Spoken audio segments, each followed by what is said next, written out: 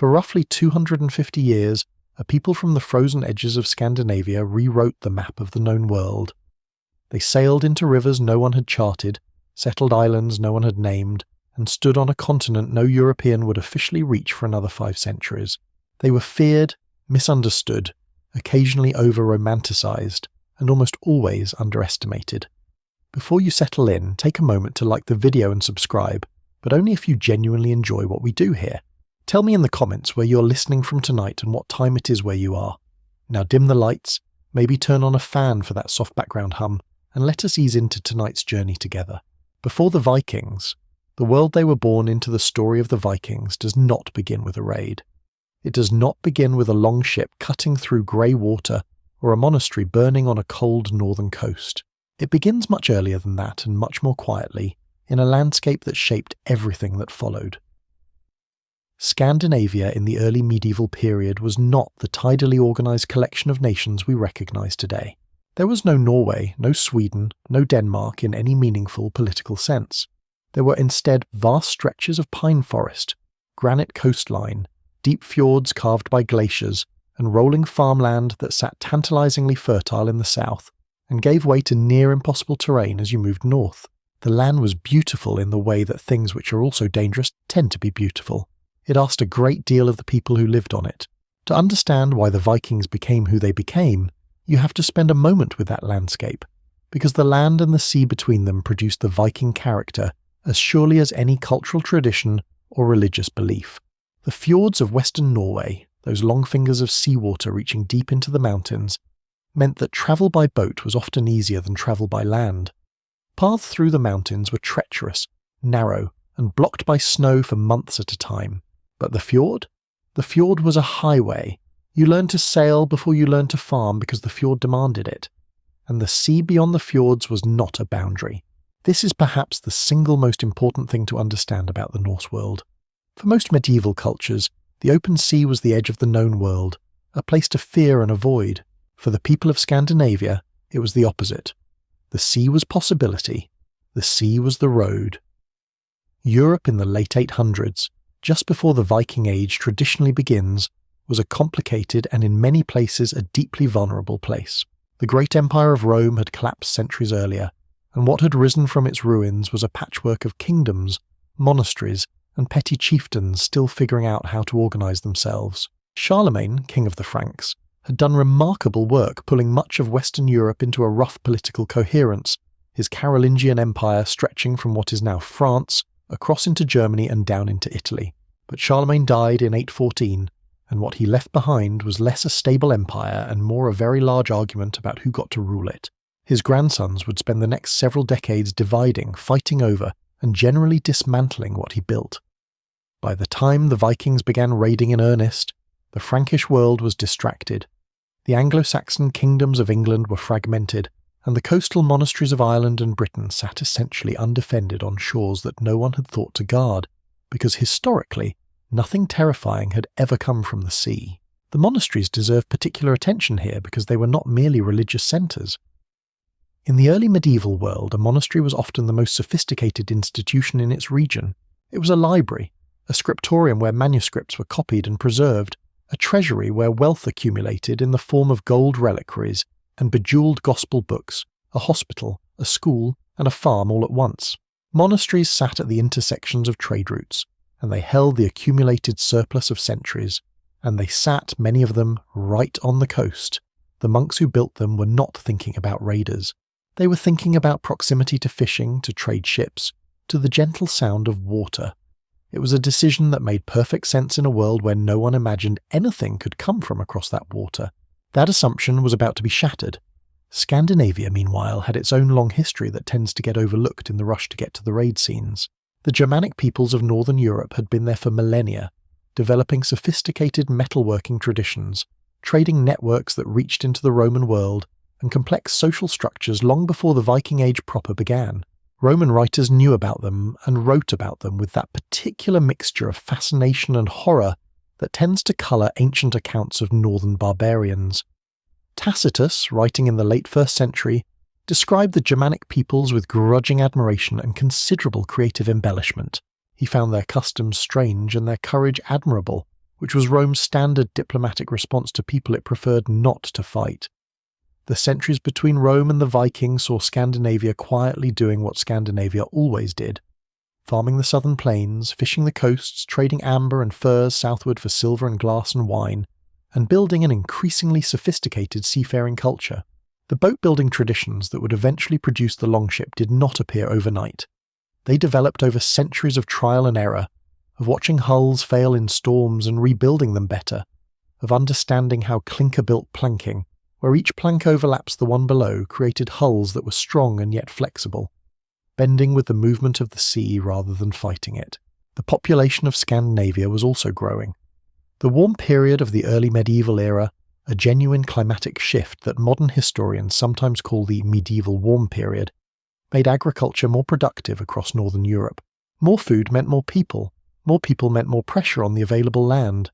The inheritance customs of the Norse world, where land was divided among sons, meant that over generations individual plots shrank. A farm that had sustained one family for 3 generations might, by the late 800s, be barely able to sustain the eldest son's family, let alone provide for younger brothers. Those younger brothers needed somewhere to go. The people living in Scandinavia at the dawn of the Viking Age were also, it is worth noting, not some homogeneous unified group with a shared sense of Viking identity. They were diverse communities speaking related but distinct dialects, organised into local chieftaincies and small kingdoms with shifting borders and complicated politics. The men who would raid Lindisfarne in 793 were not carrying a flag that said Viking. They were probably members of a particular lord's household, following a leader who had spotted an opportunity and had the ships to pursue it. The word Viking itself is worth pausing on because it causes endless confusion. The Norse word that became Viking likely referred specifically to the act of raiding, or perhaps to a particular kind of sea journey. When a man went a Viking, he was going raiding, not being a Viking in the way we tend to use the term today. The people of Scandinavia referred to themselves by their regional identity: Norwegians, Danes, Swedes, or by their social role: farmers, traders, warriors. The word Viking, as a catch-all term for the whole culture, is really more of a modern convenience than a medieval reality. I will use it throughout this script because not doing so would require a great deal of linguistic gymnastics, but it is worth holding on to the understanding that we are talking about a diverse collection of peoples who happen to share a geographical region, related languages, similar religious traditions, and eventually a very particular approach to boat design. The world on the eve of the Viking Age was one of opportunity waiting to be recognised. Europe was wealthy but unguarded. The sea lanes were open but unwatched. The monasteries glittered on their coastal cliffs full of treasure, tended by men who had taken vows of non-violence. And in the fjords of Norway and the islands of Denmark, people were building better boats than anyone else in the known world. The match had been struck. The fire was about to catch. Who were the Vikings? Really? There is a version of the Viking that lives in popular imagination, and it is, to put it gently, not entirely accurate. This version wears a horned helmet.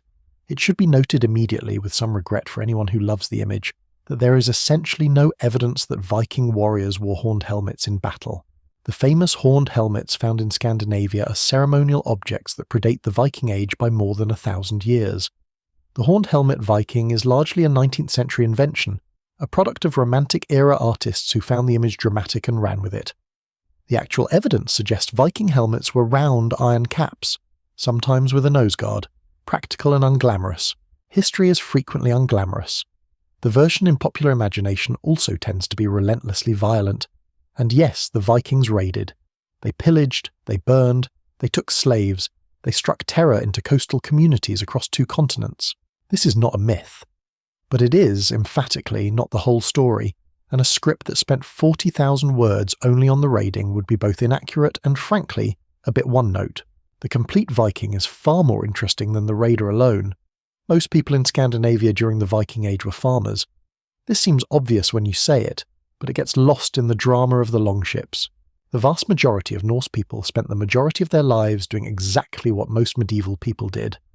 They grew food, they tended animals, they maintained their farms, they raised children, they argued with their neighbours about property boundaries, and they died, usually at home. The warrior raider was a real figure, but he was also a specific social role, not the default setting for all Norse people everywhere. What made the Viking Age distinctive was not that suddenly all Scandinavians became raiders. It was that a particular combination of factors – population pressure, political organisation, technological advantage and economic opportunity – sent enough of them outward in enough directions at once to permanently reshape the world around them. The Norse social world was organised around a concept that is difficult to translate precisely, but is often rendered in English as honour. Your standing in the community depended on your reputation. Your reputation depended on what you did, what you owned, how you treated your obligations, and how others spoke of you. Reputation could be built through generosity, which is why Norse leaders were expected to give lavishly at feasts. It could be built through courage in battle. It could be built through successful trading voyages, through skill in craftsmanship, through wise counsel given in the Thing, the local assembly where free men gathered to resolve disputes and make collective decisions. It could be destroyed by cowardice, by failing to avenge an insult, by breaking an oath, or by being the kind of person who did not pull their weight when it counted. This honour culture had profound practical consequences. A man who returned from a trading voyage with silver and goods to distribute among his followers gained followers. A man who stayed home while others went and came back empty-handed, or who refused to fight when fighting was called for, lost standing. The incentive structure pushed outward. It rewarded the bold and made staying still feel like a kind of slow defeat. The concept of the Thing deserves more attention than it usually receives in popular accounts of the Vikings. The Thing, sometimes called the Ting, was a regular assembly of free men, held outdoors, usually at a fixed location that might be marked by a particular stone or tree. It was not a parliament in the modern sense, but it performed similar functions. Disputes were heard. Laws were recited from memory by specialists called law speakers, who had to commit the entire body of customary law to memory, which is genuinely impressive. Decisions were made collectively, and critically the Thing provided a mechanism for resolving conflicts without violence, which a community absolutely needs if it is going to function. The largest of these assemblies, Iceland's Althing, established in 930, is often cited as one of the earliest functioning parliaments in the world. The Vikings did not just fight, they also governed, and they did it through institutions that required compromise and collective deliberation. Women in Norse society occupied a position that was in many ways more constrained than popular culture suggests, and in some ways considerably more substantial than the position of women in much of medieval Europe. A Norse woman could own property. She could initiate divorce, which was not available to women in most of Christian Europe at the time. She managed the household, and household management in a Norse farmstead was a substantial domain that included overseeing servants and thralls, managing food production and preservation, controlling the household keys literally as a symbol of her domestic authority, and making decisions about trade and resources when her husband was away, which for a significant portion of the Norse households was a great deal of the time. The image of the woman standing on the dock watching the longship disappear is romantic. The less romantic but more accurate version is of a woman turning away from the dock and immediately getting back to running a complex agricultural and economic enterprise largely by herself. There were also women who fought. The extent of this is debated with considerable heat among historians. Sagas mention shield maidens, women warriors who chose a martial path. A burial discovered at Birka in Sweden in the 19th century was long assumed to be male because of its grave goods, which included weapons and gaming pieces indicating strategic thinking and a position of military authority. When the remains were subjected to modern DNA analysis in 2017, the individual turned out to be genetically female. This generated enormous excitement and also enormous argument, because archaeological interpretation is rarely simple. What it suggests at minimum is that the equation of female with non-warrior was not as absolute in Norse culture as in many others. The Norse world was also a world of remarkable connectivity. Long before the raids began, Scandinavian traders were participating in networks that stretched from the Byzantine Empire in the south to the Arctic in the north. Amber from the Baltic coast travelled to Rome. Furs from Lapland travelled to the courts of Frankish kings.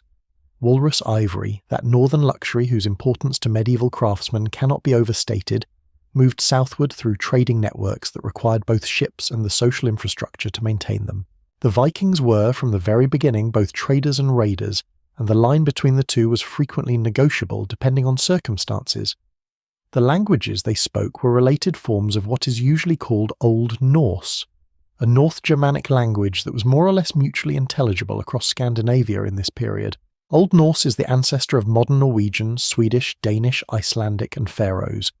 It also contributed an enormous number of words to English, for reasons we will explore later. Words like sky, window, husband, knife, anger, happy, ugly, and law, among hundreds of others. The English language carries the imprint of Old Norse the way a shoreline carries the imprint of waves. The Vikings were, in short, a complex people embedded in a complex world. They were farmers and traders and poets and raiders and explorers and slaves and slaveholders and lawmakers and believers in a cosmology of stunning imaginative richness. They were capable of extraordinary violence and of extraordinary sophistication. They built the most advanced ships in the medieval world. They also, some of them, kept absolutely meticulous accounts. The image that emerges when you look honestly at all of this is not the cartoon berserker of popular imagination. It is something more interesting and more human, a people under pressure, equipped with remarkable technology, organised by a culture that rewarded boldness and pointed at a world that had not yet learned to lock its doors, the longship, the most dangerous invention in medieval Europe. If you want to understand the Viking Age, you must first understand the longship, not as a symbol, not as a romantic image of carved dragon prows against a sunset, but as an engineering achievement. Because that is what it was, primarily, an engineering achievement of the first order, a technological solution to a specific set of problems that happened to reshape the political map of an entire continent. The longship did not arrive complete and perfect. It was the product of centuries of iterative development, of boat builders learning from failure, of traditions of craftsmanship passed from father to son across generations. The earliest Norse boats were simple dugout canoes and small rowing vessels. Archaeological finds show a gradual evolution through the centuries toward more sophisticated construction. The Hjortspring boat found in Denmark and dating to around 300 BCE already shows some of the basic principles that would characterize Norse shipbuilding. By the time we reach the Niden boat, from around 350 CE, we are looking at a vessel that is unmistakably a precursor to the longship, clinker-built, meaning its hull is formed of overlapping planks riveted together, propelled by oars, long and relatively narrow. By the Viking Age itself, the craft had reached a level of sophistication that modern shipbuilders study with genuine admiration. The Gokstad ship, excavated in Norway in 1880 and dating to around 900 CE, is perhaps the most complete surviving example of a Viking longship, and it is worth spending a moment with it because it makes the abstract concrete.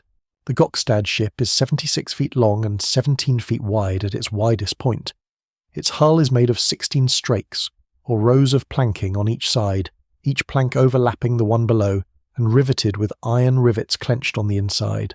The wood is oak, chosen for its strength and flexibility. The planks are remarkably thin, no more than an inch thick in places, which seems almost impossibly delicate until you understand the principle.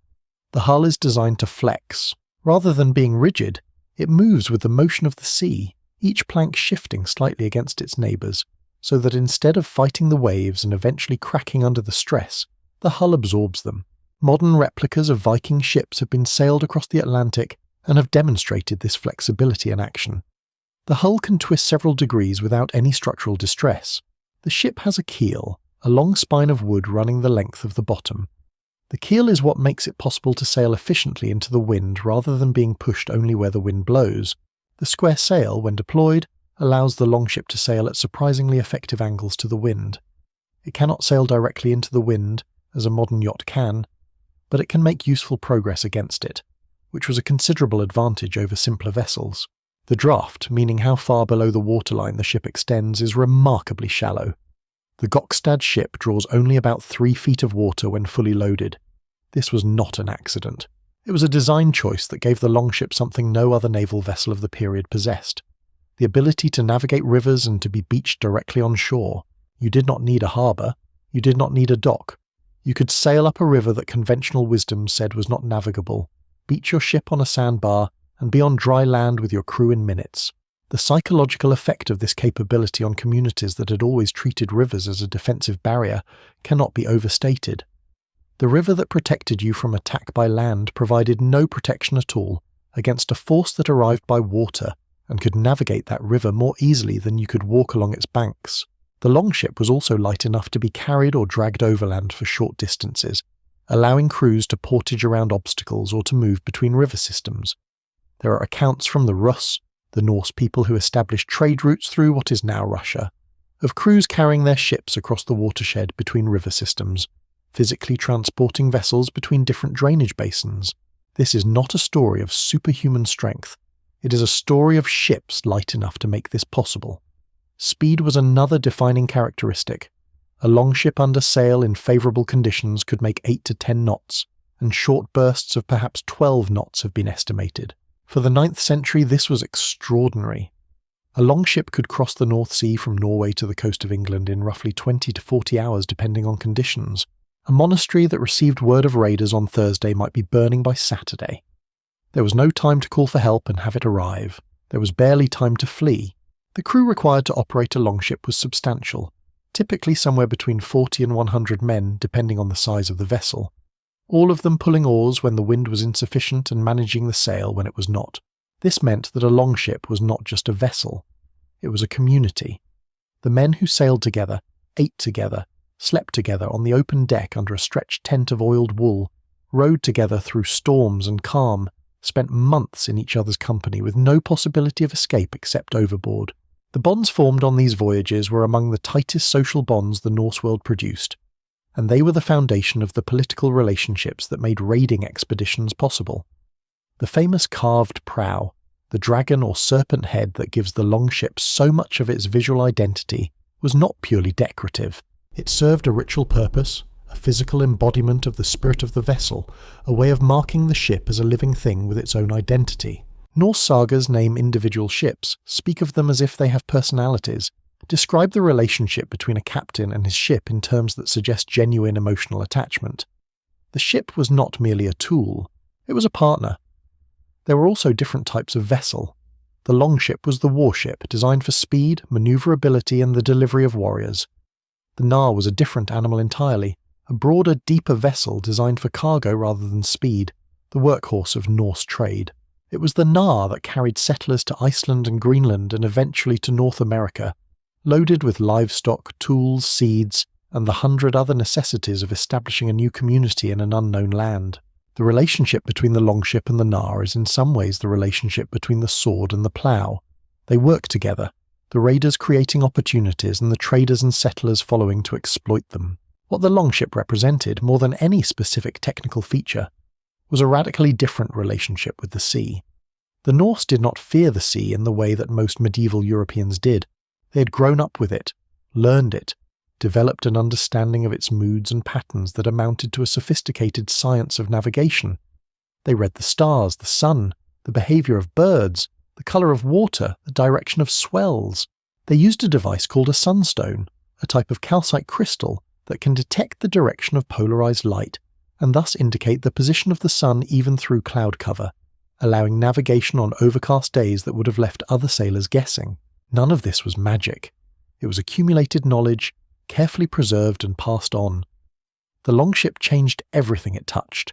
It changed the defensive calculations of every coastal community in Europe. It changed trade routes and economic geography. It changed the political map by delivering armed men to places that had previously considered themselves safe.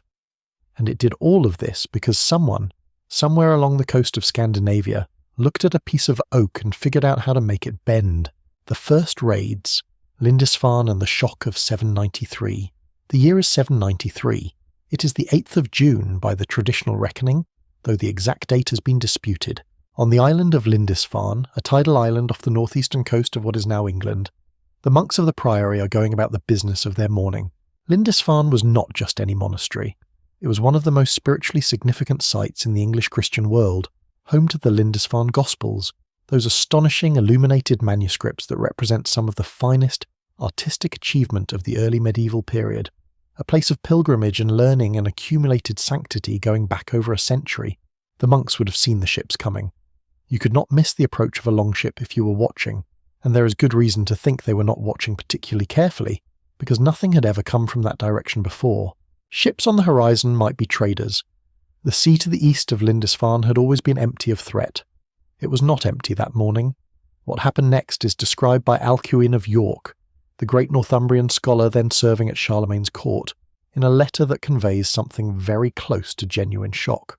He writes that the pagans have desecrated the sanctuaries of God and poured out the blood of saints around the altar. He calls it a sign of great calamity. The Anglo-Saxon Chronicle, compiled later, records that on the 8th of June the harrying of the heathen miserably destroyed God's church at Lindisfarne by rapine and slaughter. The specific details of what happened are not entirely clear from the surviving sources. We know there was killing. We know there was looting. We know that some monks were taken as slaves, a fate that would have seemed in many ways worse than death to men who had dedicated their lives to a religious community. We know that the church was ransacked and that sacred objects, gold and silver vessels and gospel books, ornamented with precious metals and gems, were carried away. The physical embodiment of centuries of devotion was treated as what it also was: portable wealth. The shock rippled outward through the Christian world with remarkable speed, given the communications technology of the period. Alcuin's letter is a primary document of that shock.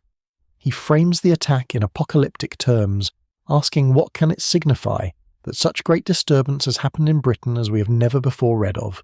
He is, in his way, doing what commentators always do when something unprecedented happens. He is reaching for the largest possible frame to contain it. For Alcuin, the only adequate frame was divine punishment. The Vikings had come, he suggested, because of the sins of the English people, because moral and social and religious order had been allowed to decay. This was, of course, not why the Vikings had come. They had come because Lindisfarne was on the coast, because it was wealthy, because it was undefended, and because the ships that carried them there were the best ships in the known world. But Alcuin's interpretation tells us something important about how the Christian world processed what was happening. The Vikings did not fit into any existing category. They were not the Franks or the Saxons or any of the other peoples that European kingdoms had been dealing with for centuries. They came from outside the known map, from beyond the edge of the Christian world, and they did not behave according to any of the rules that governed conflict between Christian kingdoms. Lindisfarne was not, it turns out, the very first Viking raid on the British Isles. The Anglo-Saxon Chronicle records an earlier incident, around 789, when 3 ships from Hordaland, in what is now Norway, landed on the coast of Dorset, and the royal official who came to meet them, and probably intended to direct them to the nearest trading post, was killed for his trouble. But 793 is the raid that enters history as the symbolic opening of the Viking Age, partly because of its target and partly because of the witnesses who wrote about it. Lindisfarne's significance as a holy site meant that its violation was documented by people who had the literacy, the connections and the motivation to make sure the story survived. After Lindisfarne, the raids accelerated. The monastery of Jarrow, also in Northumbria, and also associated with a giant of early medieval learning, the Venerable Bede, was attacked the following year. The islands of Ireland began to suffer raids from around 795. The monastery of Iona, off the western coast of Scotland, was raided 3 times in the early 900s, its community massacred on one occasion in what became known as the Martyrdom of the 68. Coastal and island monasteries across Ireland, Scotland and Wales that had been established in peaceful isolation now found themselves at the intersection of seaborne violence and accumulated wealth. A pattern emerged fairly quickly. The initial raids targeted the most accessible and most obviously wealthy sites, the coastal monasteries. But as the Vikings learned the coastlines, the river systems, and the internal geography of the lands they were raiding, the attacks went further inland. By the early 900s, Viking raiding parties were penetrating deep into the interior of Ireland, into the heart of England, up the Seine into Francia. The rivers, those defensive barriers, had become highways for the raiders. The response of the communities being raided varied. Some monasteries, like Iona, eventually relocated inland, moving their most precious objects, including the relics of St. Columba, to new sites in Ireland. This was rational. You move your valuables away from the source of danger. Other monasteries developed early warning systems, networks of lookouts who could spot approaching ships and give at least minimal warning. Coastal communities began building defensive structures. The circular forts of Ireland, called wraiths, were adapted and reinforced in response to the Viking threat. Kings began, slowly and unevenly, to think about naval defence, about whether having ships of your own might be a useful response to people who were attacking from the sea. What is striking about the early Viking Age in Britain and Ireland is how long the shock persisted. For decades, the raids continued with what must have seemed like dreadful regularity. Each summer brought the season of raiding. Each autumn the ships would go home. Each winter communities would count their losses and try to rebuild. And then the spring would come, and the ships would come with it. The psychological impact of this pattern is difficult to overstate. To live on or near the coast of Britain or Ireland in the early 900s was to live with the knowledge that any morning might bring the sight of dragon prows on the horizon. The phrase in the Litany of the Saints that was apparently added to church services in this period says it plainly enough: "From the fury of the Northmen, O Lord, deliver us." That line, real or legendary, captures something true about the experience of those generations, but it is also worth noting something that tends to get lost in the drama of the raids. Not every interaction between Norse people and the communities of Britain and Ireland was violent. Very quickly, certainly within the first generation of contact, trade relationships developed alongside the raiding ones. The same Norse leaders who might raid a monastery in one season might, in the next season, be willing to negotiate, to sell back captives, to exchange goods. The line between raider and trader remained flexible, and the Norse were nothing if not practical about which role served their interests in any given encounter.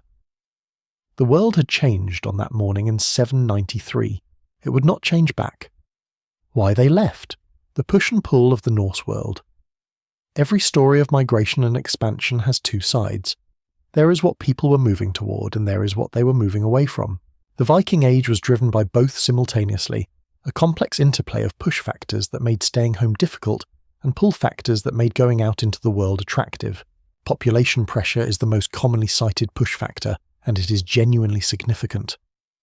Scandinavia's population had been growing steadily through the favourable climate of the early medieval warm period. The inheritance customs of the Norse world divided land among multiple sons, which means that over generations farms shrank. A farmstead that had comfortably supported one family in the grandfather's time might, by the grandson's time, be split into portions too small to be economically viable. Younger sons, the ones who did not inherit the primary farm, needed somewhere to go and something to do. This is not a uniquely Viking phenomenon. Population pressure driving outward expansion is a recurring pattern in human history. What made the Norse case distinctive was the specific toolkit available to those younger sons. They had the ships, they had the navigation knowledge, they had a social structure that rewarded bold enterprise, and they were looking out from their fjords at a world that, from the available evidence, appeared both wealthy and inadequately defended. Political factors also played a significant role, particularly in Norway. The period of the Viking Age roughly coincides with the gradual consolidation of smaller chieftaincies into larger kingdoms. Harald Fairhair, the Norwegian king traditionally credited with unifying Norway in the late 900s, is described in the sagas as having driven significant numbers of independent-minded chieftains and their followers to leave the country rather than submit to centralized royal authority. Many of the settlers of Iceland, which we will discuss at length later, were specifically people fleeing Harald's consolidating power. Whether this is entirely accurate history or partly mythological justification is debated, but the pattern it reflects, political consolidation driving emigration by those who lose out in the reorganization, is a real and recurring phenomenon. Economic motivation was another major driver, and perhaps the most underappreciated one. The Viking raids were, from the Norse perspective, a form of economic activity. Silver from raiding funded ships, equipment, and followers. Silver and goods from trade did the same thing. A successful raid was a form of capital accumulation that could then be reinvested in further ventures. The mathematics of early medieval economics were simple and brutal. Wealth bought followers. Followers enabled more wealth-generating activity.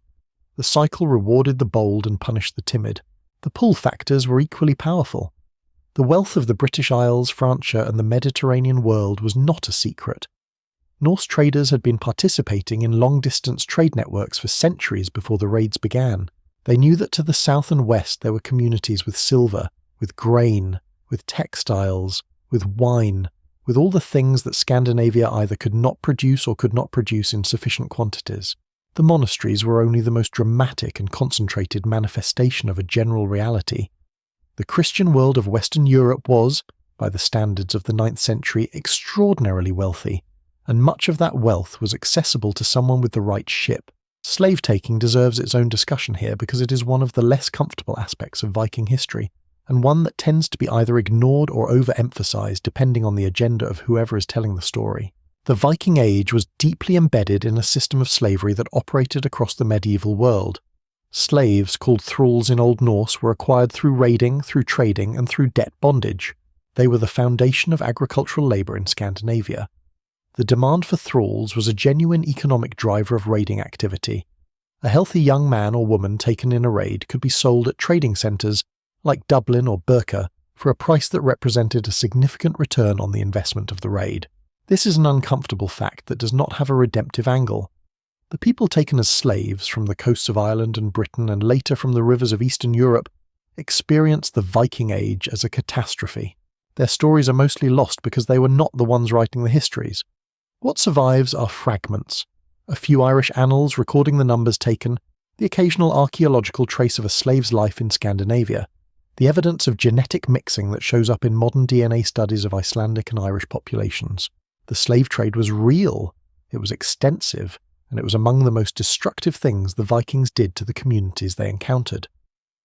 The desire for land was also a genuine pull factor, particularly as the Viking Age progressed and shifted from raiding to settlement. The first generation of raiders came for portable wealth. The second and third generations began to see land, actual agricultural land in the places they had been raiding, as the primary prize.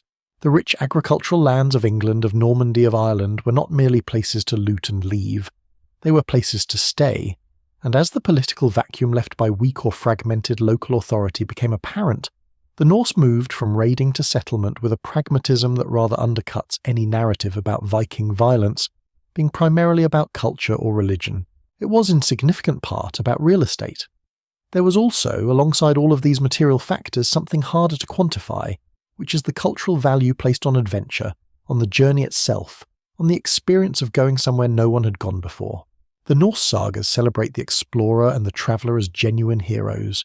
To discover a new land, to sail farther than anyone before you, to come home with a story no one else could tell, was a form of honour that the culture genuinely valued. This is not to romanticize the Vikings or to suggest that exploration was the primary motive for the Viking Age. It was not. Economic and political motives were primary, but the cultural valuation of bold enterprise, of the journey itself as meaningful, was a real force that shaped individual decisions and collective trajectories. People left Scandinavia in the Viking Age for all of these reasons simultaneously, and in different combinations depending on who they were, where they came from, and what circumstances they found themselves in. A younger son of a Norwegian chieftain, displaced by his father's death and his older brother's inheritance, facing the choice between a subordinate position at home and a bold venture abroad, was making a decision shaped by all of these factors at once. The push of diminished opportunity at home and the pull of the wide world beyond the fjords were, in the end, two faces of the same force. Viking society, jarls, carls, thralls, and the women who ran everything. To understand how the Viking Age worked, you need to understand the social structure that produced it.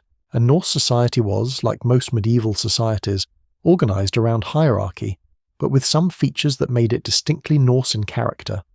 At the top of the social order sat the jarls, the great lords and chieftains whose authority rested on a combination of inherited status, military power, personal charisma, and the ability to attract and maintain loyal followers.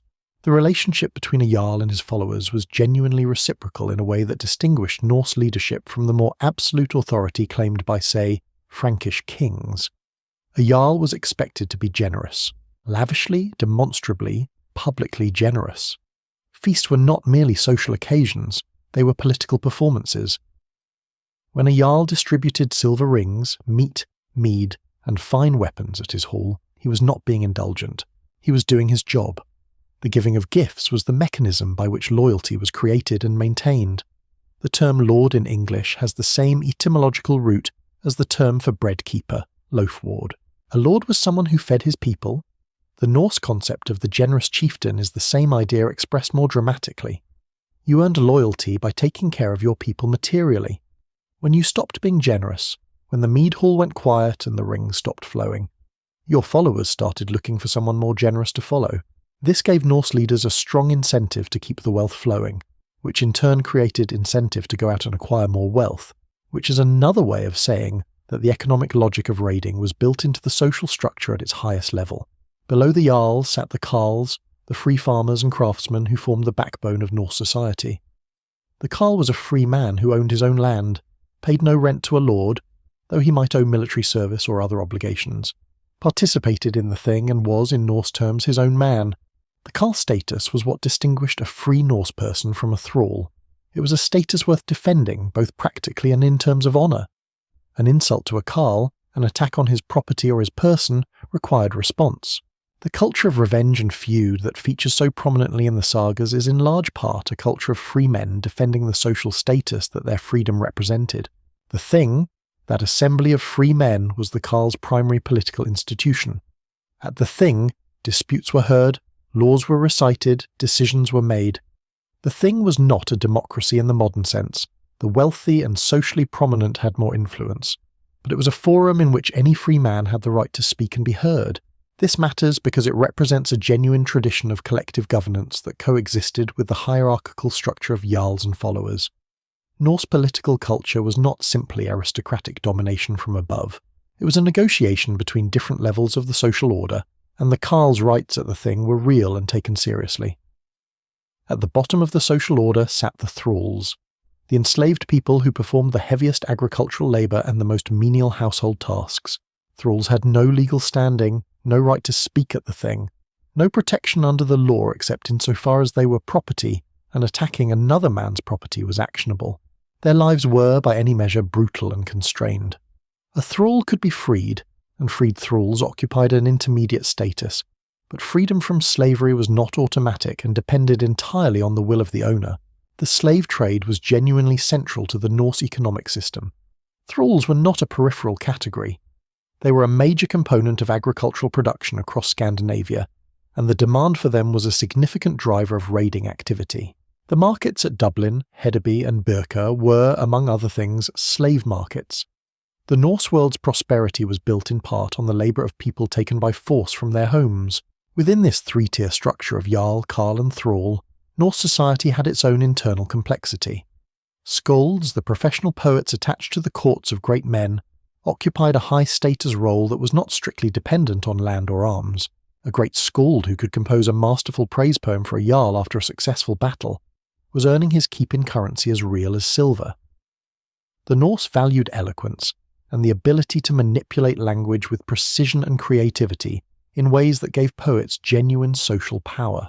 A poet who composed a cutting satirical verse about a powerful man could do real damage to that man's reputation, and the law in some Norse societies specifically addressed the harm that could be done by a particularly devastating piece of verbal mockery. Craftsmen, particularly smiths, held elevated status in Norse society. Ironworking was practically magical in the medieval world. The transformation of raw ore into blades and tools and weapons was understood as a specialized and almost supernatural skill. The smith stood slightly apart from ordinary society, associated with power and knowledge that ordinary men did not possess. The Norse god Odin was a master of wisdom, but it was the smith god Loki whose cleverness actually made things. The cultural respect for craft and making was real and embedded in the social structure. Trade was another high-status activity in the right context. The great merchants who managed long-distance trading networks, bringing furs from the north and silver from the east, occupied positions of genuine importance.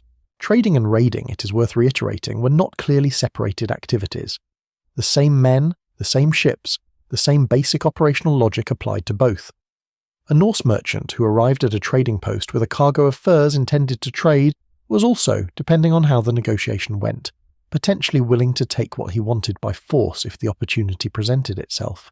This is not a virtue. But it is a fact about how the Norse economy operated, and pretending otherwise makes it impossible to understand the period. The hall was the centre of social life, not the grand stone castle of later medieval romance, but the Norse Long Hall, a rectangular timber building with a central hearth, benches along the walls, a high seat of honour for the chieftain or landowner, and the constant smell of wood smoke, animals, damp wool, and cooking food. The hall was where people ate together, slept, received guests, held assemblies, told stories, and generally conducted the social business of community life. It was not divided into private and public spaces in the modern sense. The chieftain and his household, his followers and their families, servants and thralls, all shared the same elongated space, arranged by rank but not separated by walls. The communal nature of hall life is important because it shaped the Norse experience of community in fundamental ways. You could not retreat into privacy. Your status, your behaviour, your relationships, your conflicts We're all visible to everyone around you, all the time. This is a social environment that places enormous emphasis on reputation, because reputation is literally the only form of private identity you have. Everyone can see everything else. What Norse society produced in the end was a population of highly capable, intensely competitive individuals embedded in social structures that rewarded bold enterprise, punished passivity, and provided just enough collective governance through the thing to prevent society from consuming itself in pure internal conflict. The energy generated by this structure, when it was pointed outward at the wider world, was considerable, and the wider world was about to discover this in very direct and uncomfortable ways. The Norse gods, Odin, Thor, and a cosmology built for warriors. The religion of the Norse people is one of the most vivid and distinctive religious traditions in the ancient world. This is not simply because it involves colourful characters doing dramatic things, though it certainly does involve that. It is because the Norse cosmological system is unusually coherent and unusually honest about the nature of existence as the Norse experienced it. At the centre of the Norse cosmos sits Yggdrasil, the world tree, an enormous ash tree whose branches and roots connect the 9 worlds of Norse cosmology. Among these 9 worlds are Asgard, home of the gods, Midgard, the world of humans, Jotunheim, the world of the giants, and Hel, the realm of the dead, among others. The structure of the cosmos, as the Norse understood it, was not a simple division between a good world above and a bad world below. It was a complex, interconnected system in which all the worlds depended on each other and were constantly in tension. The gods themselves, called the Aesir, were not omnipotent. This is crucial. In most religious traditions, the gods, or God, are all powerful, eternal, ultimately in control. The Norse gods were none of these things. They were powerful, yes, vastly more powerful than humans, but they were not all powerful. They could be tricked, they could be wounded, they had weaknesses and limitations and made mistakes with consequences they then had to manage. And most significantly, they were mortal in the sense that they were fated to die. Ragnarok, the twilight of the gods, the great apocalyptic battle that the Norse understood as the inevitable end of the world, was not a possibility or a distant threat to be averted by right behaviour. It was a certainty. The gods knew it was coming. They spent significant effort preparing for it, and they were going to lose. Odin's ravens, Hugin and Munin, Thought and Memory, flew out every day to bring him news of the world, and what Odin was gathering was intelligence about the approach of the end. The wolves Skoll and Hati were chasing the sun and the moon across the sky, and one day they would catch them. The great serpent Jormungandr lay coiled around Midgard in the depths of the ocean, and one day it would rise. This is a cosmology designed by people who understood that death was inevitable, that the world was ultimately beyond control, that even the most powerful beings in existence would one day be overwhelmed. And the response the cosmology suggests to this reality is not despair, it is defiance. You know you will die. You know the enemy's too strong to defeat permanently, and you fight anyway. You stand your ground. You go down fighting rather than surrendering. This is the cosmological underpinning of the Norse warrior ethic, and it is why Norse valour was not simply cultural preference, but religious obligation. Odin, the All-Father, the chief of the Aesir, is one of the most complex deity figures in any mythology. He is the god of wisdom, of poetry, of war, of death, and of magic. He gave up one eye to drink from the well of Mimir and gain wisdom. He hung himself on Yggdrasil for 9 days and nights, wounded by a spear to discover the runes. He had ravens and wolves as companions and an 8-legged horse called Sleipnir as his steed. He was the patron of the Valkyries, those female figures who rode across battlefields choosing which of the slain would be taken to Valhalla. And Valhalla, the Hall of the Slain, is itself one of the most remarkable elements of Norse belief. In Valhalla the Einherjar, those warriors chosen by the Valkyries, spent their afterlife fighting every day until Odin's feast each evening, at which point their wounds healed. They ate and drank prodigiously, and then the next morning they did it all again. This is not a paradise of rest and peace. It is a paradise of perpetual preparation for the final battle. The whole purpose of Valhalla was to assemble an army of the greatest warriors who had ever lived so that Odin would have as formidable a force as possible for Ragnarok when he knew he would still lose. You cannot accuse Norse mythology of false optimism. Thor, son of Odin, is in some ways the more immediately approachable deity because his attributes are more straightforward. He was the god of thunder, of storms, of strength, and of the protection of humanity from the giants and monsters that threatened the ordered world. His hammer, Mjolnir, was the symbol of that protection, and the hammer pendant became one of the most widespread symbols of the Norse world, worn as an amulet in the way Christians wore crosses. In fact, the parallel was explicit. As Christianity spread into Norse lands, the wearing of a Thor's hammer was in some cases a deliberate statement of religious identity, a way of saying, "I am not one of those Christians, I am one of us." Thor was popular precisely because he was comprehensible. He was strong. He hit things with his hammer. He protected people. He drank enormous quantities of mead. He was in many ways the most relatable of the Norse gods, and the fact that his worship was widespread among ordinary farmers and carls, as opposed to Odin's particular association with kings and warriors and skalds, tells you something about how the Norse religious world was organized. Different deities had different constituencies. Freya and Freyja, the Vanir deities who had joined the Aegir after an ancient divine war, governed fertility, love, magic of the more intimate variety, and the prosperity of the land. Freyja in particular was a complex figure, a goddess of both love and war who received half of the warriors slain in battle, the other half going to Valhalla. She was also the patron of Sida, a form of shamanic magic that involved the practitioner entering altered states of consciousness to access hidden knowledge.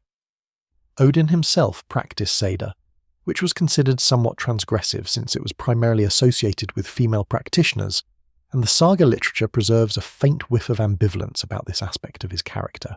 The Norse religious system operated without a formal priesthood in the Christian sense. There were godar, religious leaders who oversaw sacrifices and rituals, but they were not a separate caste devoted exclusively to religious functions.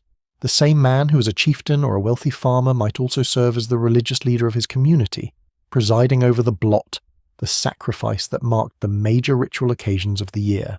The great blots at Uppsala in Sweden, described in the later sources with considerable horror, involved animal sacrifice on a significant scale, and, according to some accounts, human sacrifice as well. The reliability of Christian sources on this point is uncertain. Christians had every incentive to portray Norse religion as maximally horrifying, but sacrifice, certainly animal sacrifice, was real and central to Norse religious practice. The Norse religious world was also remarkably local and personal. The great myths of Odin and Thor and the cosmic drama of Ragnarok were the grand narrative.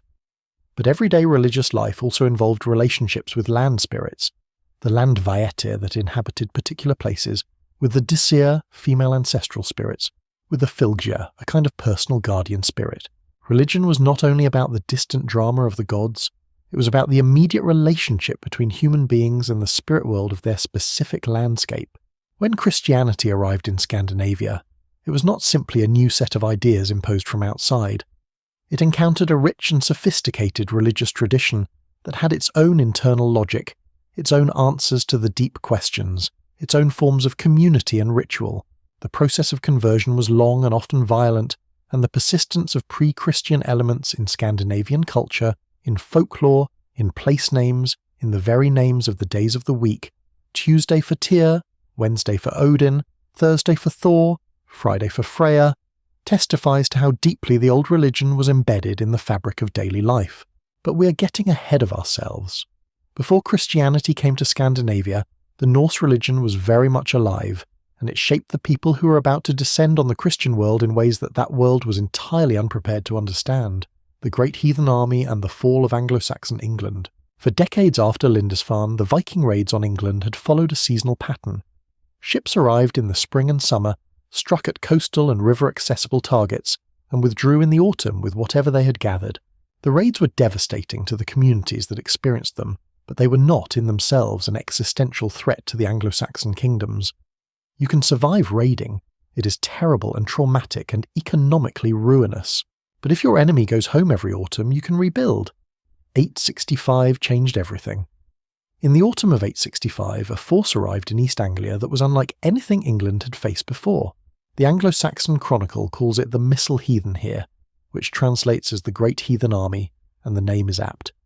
This was not a raiding party, it was an invasion force. Later sources, somewhat fancifully perhaps, give the army's size as several thousand warriors.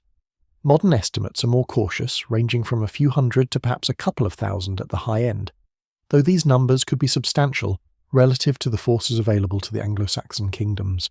What distinguished it was not just its size, but its intention. The great heathen army was not there to raid and leave, it was there to conquer and stay. The army was led, according to tradition, by the sons of Ragnar Lothbrok, Ivar the Boneless, Halfdan, Ubba and their brothers. Whether Ragnar Lothbrok himself was a real historical figure, or a later mythologized composite, is one of those questions that keeps medieval historians arguing. What seems clear is that the leaders of the great heathen army were real, that they were experienced military leaders, and that they had a strategic vision that went beyond the opportunistic raiding of previous decades. Ivar the Boneless is a particularly fascinating figure. The epithet is puzzling. Various explanations have been proposed, from a medical condition affecting his bones to a metaphorical reference to his supposed lack of physical presence in some sources, to a mistranslation of a Norse nickname meaning something entirely different. What the sources agree on is that he was the strategic brain of the operation, a leader whose ability to plan and maneuver politically was exceptional even by the standards of the time. The great heathen army's first move was to negotiate rather than fight.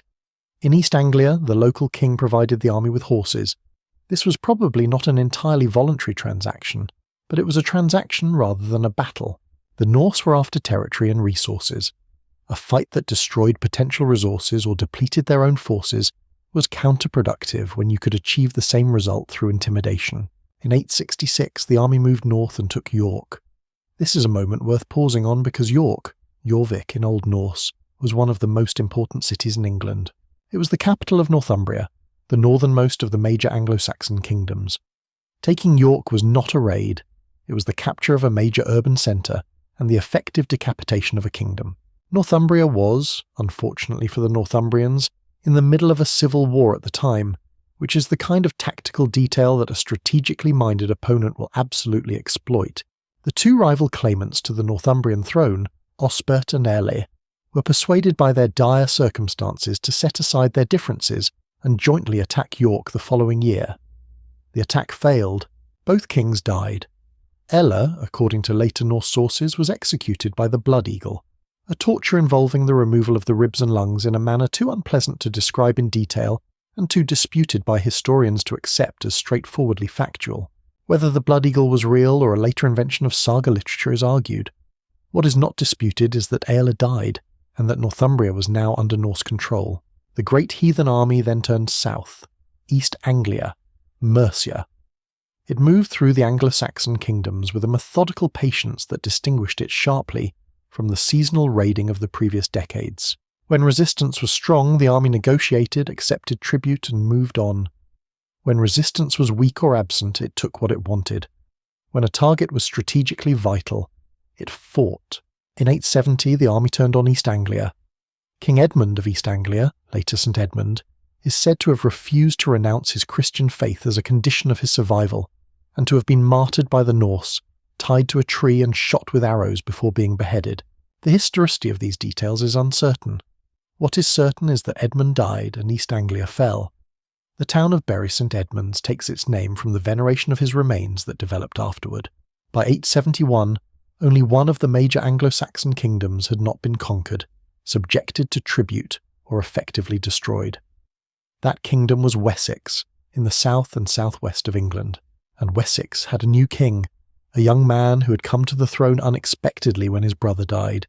His name was Alfred, and he was going to become the person that the English world remembers as the greatest of the Anglo-Saxon kings. But before Alfred, it is worth dwelling for a moment on what the great heathen army represented strategically. This was not a Viking raid writ large. It was a genuine military campaign with coherent long-term objectives. The leaders of the army understood that England was not a single target, but a collection of fragmented kingdoms that could be dealt with one at a time if you were patient enough. They also understood that what they were ultimately after was land, productive agricultural land that could support permanent settlement, as well as the urban and trading infrastructure of the Anglo-Saxon kingdoms, which was, by continental standards, quite sophisticated. The year 865 to the late 870s represents the period when England came closest to becoming a fully Norse territory. Had Wessex fallen as Northumbria, East Anglia, and most of Mercia fell, England as we know it might not exist. English, as a language, might have developed along entirely different lines. The Church of England, the Anglo-Saxon legal tradition, the foundational layer of what eventually became English culture, All of this was balanced on the survival of one kingdom in the southwest, and the man who was going to have to hold it. Alfred the Great, and the fight for England's soul. In the winter of 878, Alfred of Wessex was hiding in a swamp. This is not a metaphor. The king of the last unconquered Anglo-Saxon kingdom, the man who would eventually be called the Great, was literally concealed in the marshlands of Somerset, a fugitive in his own territory, while the great heathen army occupied his kingdom and presumably felt rather pleased with itself. It was by any measure a low point. The kind of low point that tends to end careers permanently and frequently ends lives. Guthrum, the Norse leader who had taken command of the great heathen army, had launched his decisive move at Christmas, which tells you something about how seriously he took the peace treaty that had supposedly been in effect at the time. A surprise attack on Alfred's Christmas court at Chippenham shattered whatever remained of Wessex's organised resistance. Alfred fled with a small retinue of followers into the wetlands of the Somerset Levels, that strange flat world of reed beds and drainage channels and mist that sits in the southwest of England like a secret geography. He spent months there. Months of cold and uncertainty, and the specific particular misery of being a king with no kingdom. It is from this period that the most famous Alfred story comes. Hiding in a peasant woman's cottage, given the task of watching some cakes she had set to bake by the fire, Alfred let them burn. He was distracted, presumably by the rather pressing problem of his entire kingdom being occupied by Norse warriors. The woman, who did not know who Alfred was, scolded him thoroughly for his negligence. He apparently accepted the scolding without protest. Almost certainly this never happened exactly as described. The story appears too late and too neatly to be straightforwardly historical. But legends attach themselves to particular people for particular reasons, and the reason this story attached itself to Alfred tells you something real. It survived because it captured something people sensed was true about him, that he was a leader who could be humbled, who could be human, who occupied the same world as the peasant woman with her ruined cakes rather than floating above it in royal untouchability. It suggested that his greatness was not divine protection or aristocratic destiny, but something more earned and more fragile. Something built from stubbornness and will in exactly the conditions that should have broken him. The Somerset Levels gave Alfred something that open country would not have. They gave him concealment, and they gave him time. Through that winter, working from whatever base he had managed to establish in the marshland, Alfred kept the political machinery of Wessex alive through sheer determination. He maintained contact with the ealdormen and thanes of his kingdom, the great lords whose military service and political loyalty were the foundations of any Anglo-Saxon king's power. He conducted small guerrilla raids against Norse positions, keeping his hand visible, demonstrating that Wessex was not yet completely extinguished. He planned. In the spring of 878, Alfred sent out word calling his followers to a muster at Ecgbert's Stone, a location in Wiltshire. They came, the Thegns and ealdormen of Wessex, men who had spent the winter watching a Norse army occupy their kingdom, gathered to the standard of a king who'd been a marsh fugitive for months. The fact that they came is itself a significant historical fact. It means Alfred had accumulated enough political credit, enough genuine personal authority, that even the worst reversal of his reign could not exhaust it. Men do not risk their lives for a king they have stopped believing in. They came because they still believed. What followed was the Battle of Edington, fought in May of 878, and it was decisive in a way that battles in this period often were not. Alfred's assembled forces met Guthrum's army and defeated it comprehensively. The Norse pressed back to their fortified camp, were besieged for 2 weeks before negotiating surrender. And what Alfred did with his victory is what distinguishes him from most of his contemporaries, and from most of ours, frankly. He did not simply extract tribute and call it peace. He thought about what peace actually required. The Treaty of Wedmore that followed Edington was politically sophisticated in ways that repay close attention. Guthrum was not merely defeated, he was baptized. He converted to Christianity, with Alfred standing as his godfather, and took the Christian name Athelstan. This was not only an act of religious triumphalism, it was a piece of political engineering of considerable ingenuity. By becoming Guthrum's godfather in the Christian ritual, Alfred created between them a bond of spiritual kinship that carried real obligation in the 9th century. A godfather's relationship to his godson was not decorative. It was a recognized category of mutual responsibility. Alfred had transformed his defeated enemy into a man who owed him a debt that religious custom required him to honor. The territorial settlement was equally thoughtful.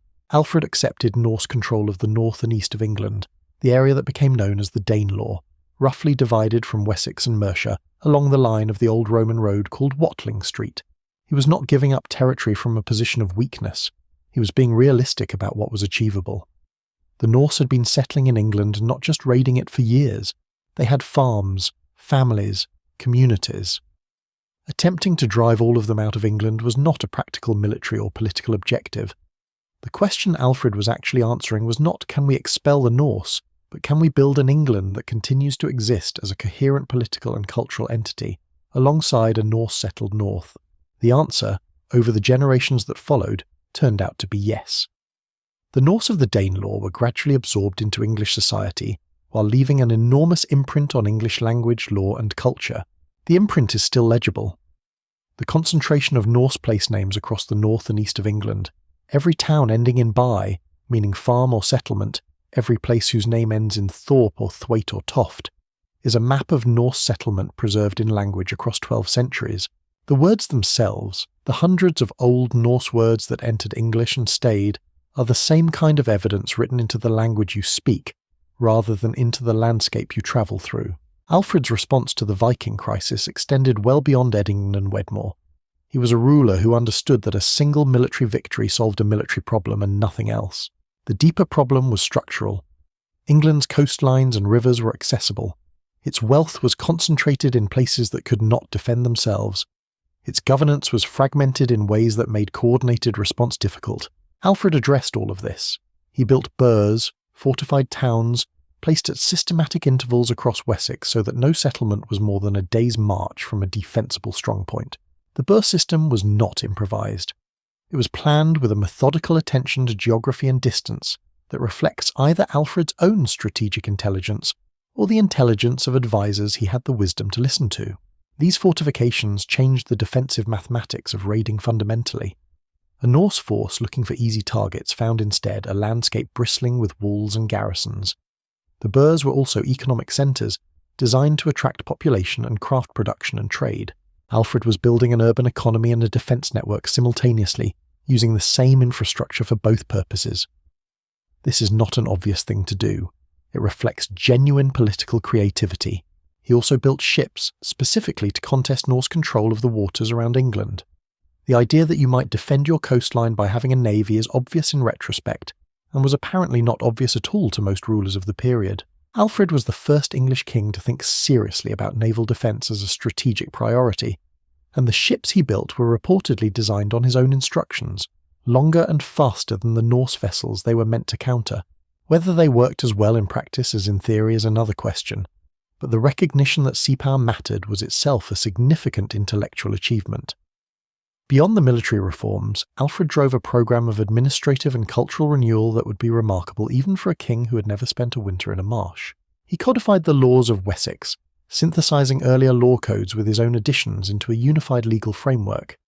He promoted literacy and education with a seriousness that stands out sharply in the 9th century, translating or commissioning translations into Old English of texts. He considered essential for the education of anyone involved in governing the kingdom. He learned Latin himself as an adult, which was genuinely unusual for a secular ruler, because he wanted to read the original text that his scholars were discussing rather than depending on their summaries. The man had, in short, a deeply inconvenient intellectual conscience. Alfred is the only English king to be called great. This is partly a function of which sources survive and who wrote them, and Alfred's circle was good at making sure things were written down. But the title is not unearned. He was, by any honest assessment, a thoughtful, tenacious, and genuinely visionary political figure who operated under conditions of sustained and extreme pressure, and produced results that shaped English history for centuries. He died in 899. His children and grandchildren continued the work, pushing the reconquest of the Danelaw northward. His son Edward and daughter Ethelfled, who ruled Mercia in her own right, and is somewhat underappreciated by history, extended English control steadily. His grandson Athelstan became, in 927, the first king to rule a genuinely unified England. The culmination of a process his grandfather had set in motion from a hiding place in the Somerset marshes. But the story was not over. The Norse, as a political and military force in English affairs, still had chapters to write. Significant ones. England would see Norse kings on its throne within a generation of Athelstan's achievement. The conversion of Guthrum had brought peace. It had not brought permanence. Nothing in the Viking Age stayed settled for very long. The marshes of Somerset are quiet now. The reeds move in the wind and the water reflects a flat grey sky. And nothing remains of the moment when the survival of England as a political idea depended on one exhausted king keeping his nerve in the cold. But it happened. And the world we live in is different because it did. The Vikings in Francia, Charlemagne's nightmare, while the great heathen army was methodically working its way through the Anglo-Saxon kingdoms, the Frankish world across the Channel was experiencing its own version of the Viking problem, and the Frankish experience illuminates something important about the Viking Age that the English story alone does not fully capture. Charlemagne himself had been aware of the Norse threat. There are accounts of him weeping when informed of Norse raids on his coastline, lamenting what these raiders would do to his successors' kingdoms. Whether he actually wept is uncertain. The point the story makes is real. Even the most powerful ruler of the Carolingian world recognized the vulnerability that the sea lanes represented. He attempted some coastal defense measures. They were insufficient. After Charlemagne's death in 814, the Carolingian world entered a prolonged political crisis.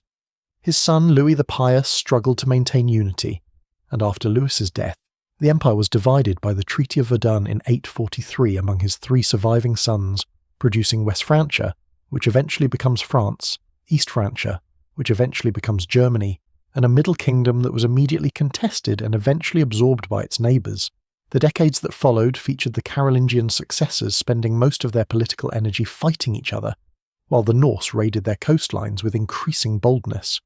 The rivers of Francia, particularly the Seine and the Loire, became Viking highways into the interior. The Seine, crucially, runs right through the heart of what is now France and leads, eventually, to Paris. In 845, a Norse fleet led by a chieftain named Ragnar, quite possibly a historical figure associated with the mythologized Ragnar Lothbrok, sailed up the Seine with 120 ships and attacked Paris directly. King Charles the Bald, the West Frankish ruler, paid a ransom of £7,000 of silver to make them go away. This was known as Danegeld, and paying it was a policy decision with very mixed results. The problem with paying Danegeld, as the English would also discover, is that it advertises your wealth and your willingness to pay, which tends to attract more visitors rather than fewer. Paris was raided again in 856 and again in 861. By 885, a Norse force of considerable size, later sources give the legendary figure of 40,000 men, which is certainly inflated, perhaps by a factor of 10, besieged Paris for the better part of a year. The Count of Paris, Odo, organised the defence with considerable skill and is remembered as a hero of the siege. The Frankish king Charles the Fat did eventually show up with an army but declined to fight, paying Danegeld again and allowing the Norse to raid Burgundy instead, which was not exactly a heroic resolution. Charles the Fat was subsequently deposed, at least partly because of this debacle, and Odo became king of West Francia for a period. The Frankish response to the Norse problem was, in the end, rather different from the English one, and rather more cynical. In 911, the Frankish king Charles the Simple reached an agreement with a Norse leader named Rollo. Rollo had been raiding the Seine Valley for years and had recently besieged Chartres. The deal was straightforward. Rollo and his followers would be granted the territory at the mouth of the Seine, would be recognised as the legitimate rulers of this territory under Frankish suzerainty, and in return Rollo would defend that territory against other Norse raiders and keep the Seine peaceful. This worked. It worked with remarkable effectiveness. Rollo converted to Christianity, accepted Frankish political conventions, and became the first in a line of rulers of what became known as Normandy, the land of the Northmen. His descendants would speak French rather than Norse within a couple of generations, would become thoroughly integrated into Frankish noble culture, and would in 1066 produce a descendant who conquered England, about which more later. The Viking problem in Francia was solved, at least in part, by co-optation. The Norse were given what they wanted, land and status, and in return they became Franks. This is a pattern that recurs in Viking history. The Norse were not conquerors in the sense of people who wished to maintain their separation from the societies they conquered. They were, in most cases, remarkably willing to assimilate. They adopted local languages, local religions, local political institutions, local naming conventions, with a flexibility that initially looks like abandonment of identity, but can also be read as a pragmatic recognition that the goal was prosperity and power, not the preservation of specifically Norse culture. Within 2 or 3 generations, Norse settlers in England, in Normandy and Ireland tended to look and sound very much like their neighbours, while having reshaped those neighbours' societies in ways that persisted for centuries. The raids on Francia also spread south. In 844, a Norse fleet appeared off the coasts of Portugal and northern Spain, raiding Lisbon, Cadiz, and eventually reaching Seville, which they occupied for a week before being driven out by the forces of the Emir of Córdoba. The Norse in the Mediterranean is a story that tends to surprise people, given how thoroughly the Viking Age is associated in popular imagination with cold northern seas, but the Norse went everywhere the water went, and the water eventually went south. The Russ. How Vikings built. Russia. East of Scandinavia, beyond the Baltic Sea, lay a world of vast rivers and enormous forests, of steppe and wetland, of settled Slavic farming communities and nomadic peoples from the east. This world was connected by river systems of astonishing length. The Dnieper, the Volga, the Don, rivers that ran north to south across a continent, connecting the Baltic to the Black Sea and to the Caspian. And through these rivers, from the late 8th and 9th centuries onward, came the Norse. The Norse who went east are distinguished from those who went west by the name that history has given them, the Russ. The origin of the word is disputed with considerable heat by historians. One widely held theory derives it from a Finnish word for Sweden, Ruotsi, possibly referring specifically to Roslagen, a coastal district of Sweden from which many of the Eastern Norse came. The Slavic and Byzantine sources use it as an ethnic designation for the Norse people encountered in the East. By a process of cultural assimilation and historical transmission, Rus became Russia. The largest country in the world takes its name, at least by one account, from a group of Norse traders and warriors who followed the rivers east. The Eastern Norse came primarily as traders, and the commodity they were most interested in was silver. The Islamic Caliphate, centered in Baghdad, was the richest economy in the medieval world, and it paid for furs, amber, and especially for slaves in silver. The Volga trade route connected the Baltic to the Caspian Sea and to the markets of the Caliphate, and through this route an enormous quantity of Arabic silver flowed north. The hoards of Arab silver coins, called dirhams, found across Scandinavia, are the archaeological evidence of this trade. Millions of coins that crossed a continent along river highways maintained by the Norse. The political structures the Norse built in the east were initially trading posts, protected settlements where goods could be accumulated, where merchants could winter, where the infrastructure of long-distance trade could be maintained. Novgorod was one of the earliest and most important of these. But trade posts became cities, and the men who ran the cities began to extend their authority over the surrounding territory. The account in the Russian Primary Chronicle of how the Slavic peoples of the region called in a Norse leader named Rurik to bring order to their quarrelling communities in 862 is probably partly legendary, but it reflects a real process by which Norse leaders became the ruling elite of proto-state entities in the east. Kiev, on the Dnieper, became the most important of these entities. The Rus kingdom centered on Kiev, often called Kievan Rus, was a political entity of genuine power and sophistication. Its rulers, in the 9th and 10th centuries, conducted raids against Constantinople itself, the capital of the Byzantine Empire, the most powerful and wealthy state in the Mediterranean world. In 941 and 944, Rus fleets appeared before the walls of Constantinople. The Byzantine response to these raids was characteristically sophisticated. They negotiated. The trade treaties that resulted gave the Rus significant commercial privileges in Constantinople, and formalized the relationship between Kievan Rus and the Byzantine Empire. That relationship had profound long-term consequences.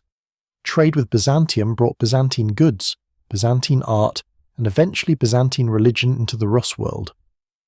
In 988, Prince Vladimir of Kiev converted to Orthodox Christianity and began the Christianization of his realm. The choice of Orthodox rather than Roman Christianity was deliberate.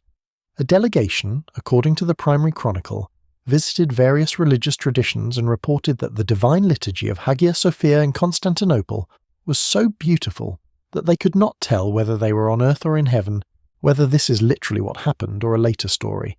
The political reality was that alignment with Byzantium rather than Rome made strategic sense for a ruler in Kiev's geographical position. The conversion of Vladimir and the adoption of Orthodox Christianity by Kievan Rus was one of the most consequential events in Russian history. It tied the Slavic and Norse culture of Kievan Rus to the Byzantine cultural tradition of the East, rather than the Latin tradition of the West, setting the civilizational course for what eventually became Russia in a direction fundamentally different from Western Europe. The Rus who penetrated the Islamic world also left remarkable traces. Norse warriors served in the courts of caliphs and in the guards of kings. Arab writers describe the Rus with a mixture of fascination and disgust that is not unlike what European Christians were writing about the same people at the same time. The Arab diplomat Ibn Fadlan, travelling along the Volga in 921, left a detailed description of a Rus group he encountered, including an extended account of a ship funeral that is one of the most vivid and disturbing primary sources from the entire Viking Age. His description of the sacrifice and burial is detailed, clinical, and clearly that of a man who's seen something he finds both compelling and deeply alien. By the time Kievan Rus fully emerged as a political entity in the 10th century, the leaders of the Rus were speaking Slavic rather than Norse, were intermarrying with Slavic nobility, and were organising their state along lines that owed more to Byzantine and Slavic models than to Scandinavian ones. The Norse origins were already being absorbed, but they were not being erased. The ruling dynasty, the Rurikids, traced its ancestry to Rurik. The word Russia still carries their trace. The Norse who followed the rivers east did not simply raid and leave. They built something: Iceland, Greenland, and the edge of the known world. The Viking Age was not only about raiding and conquest. It was also, in a very real sense, about exploration. The Norse pushed the boundaries of the known world farther and in different directions than any other culture of the period, and the story of that exploration begins with Iceland. Iceland had been visited by Irish monks seeking solitary places for contemplation, the peregrini, wanderers for God, who saw the most remote and inhospitable places as spiritually desirable. These monks were not settlers in the organised sense. They were hermits seeking isolation. When the Norse arrived in the late 8th and 9th centuries, they found an island largely uninhabited by any settled population, covered in dramatic volcanic landscape, crossed by glaciers, and containing a surprising amount of geothermally heated land that was suitable for agriculture. The settlement of Iceland began in earnest around 870 and was largely complete by around 930. The settlers came primarily from Norway, with a significant number of Norse people from the Irish and Scottish Norse communities, and some Irish and Scottish people who came as thralls or as free settlers within Norse-led groups. Iceland's modern population shows genetic evidence of both Norse and Celtic ancestry, with the female line showing considerably more Celtic influence than the male, a detail that probably reflects the realities of who was brought to Iceland in what social role. The founding of Iceland is documented in the Landnámabók, the Book of Settlements, which lists the first settlers and their claims, a remarkable document that preserves an extraordinary amount of information about the people who built Iceland's first communities. The process of settlement was organised through a principle called landnam, land-taking, in which settlers claimed territory by walking or riding its boundaries, a physical act of possession that established their right to the land. Iceland was also the site of a remarkable political experiment. Without a king, without inherited royal authority, the settlers had to build their governance from scratch. What they built was the Althing, established in 930 at the plain of Thingvellir, a natural amphitheatre of extraordinary beauty created by the rift between the North American and Eurasian tectonic plates. The Althing was a national assembly that met for 2 weeks each summer. It was presided over by a law speaker who recited 1/3 of the law code from memory each year, completing the full recitation in a 3-year cycle. All free men could attend. All significant disputes could be brought. It was by any measure one of the most sophisticated governance structures in the early medieval world.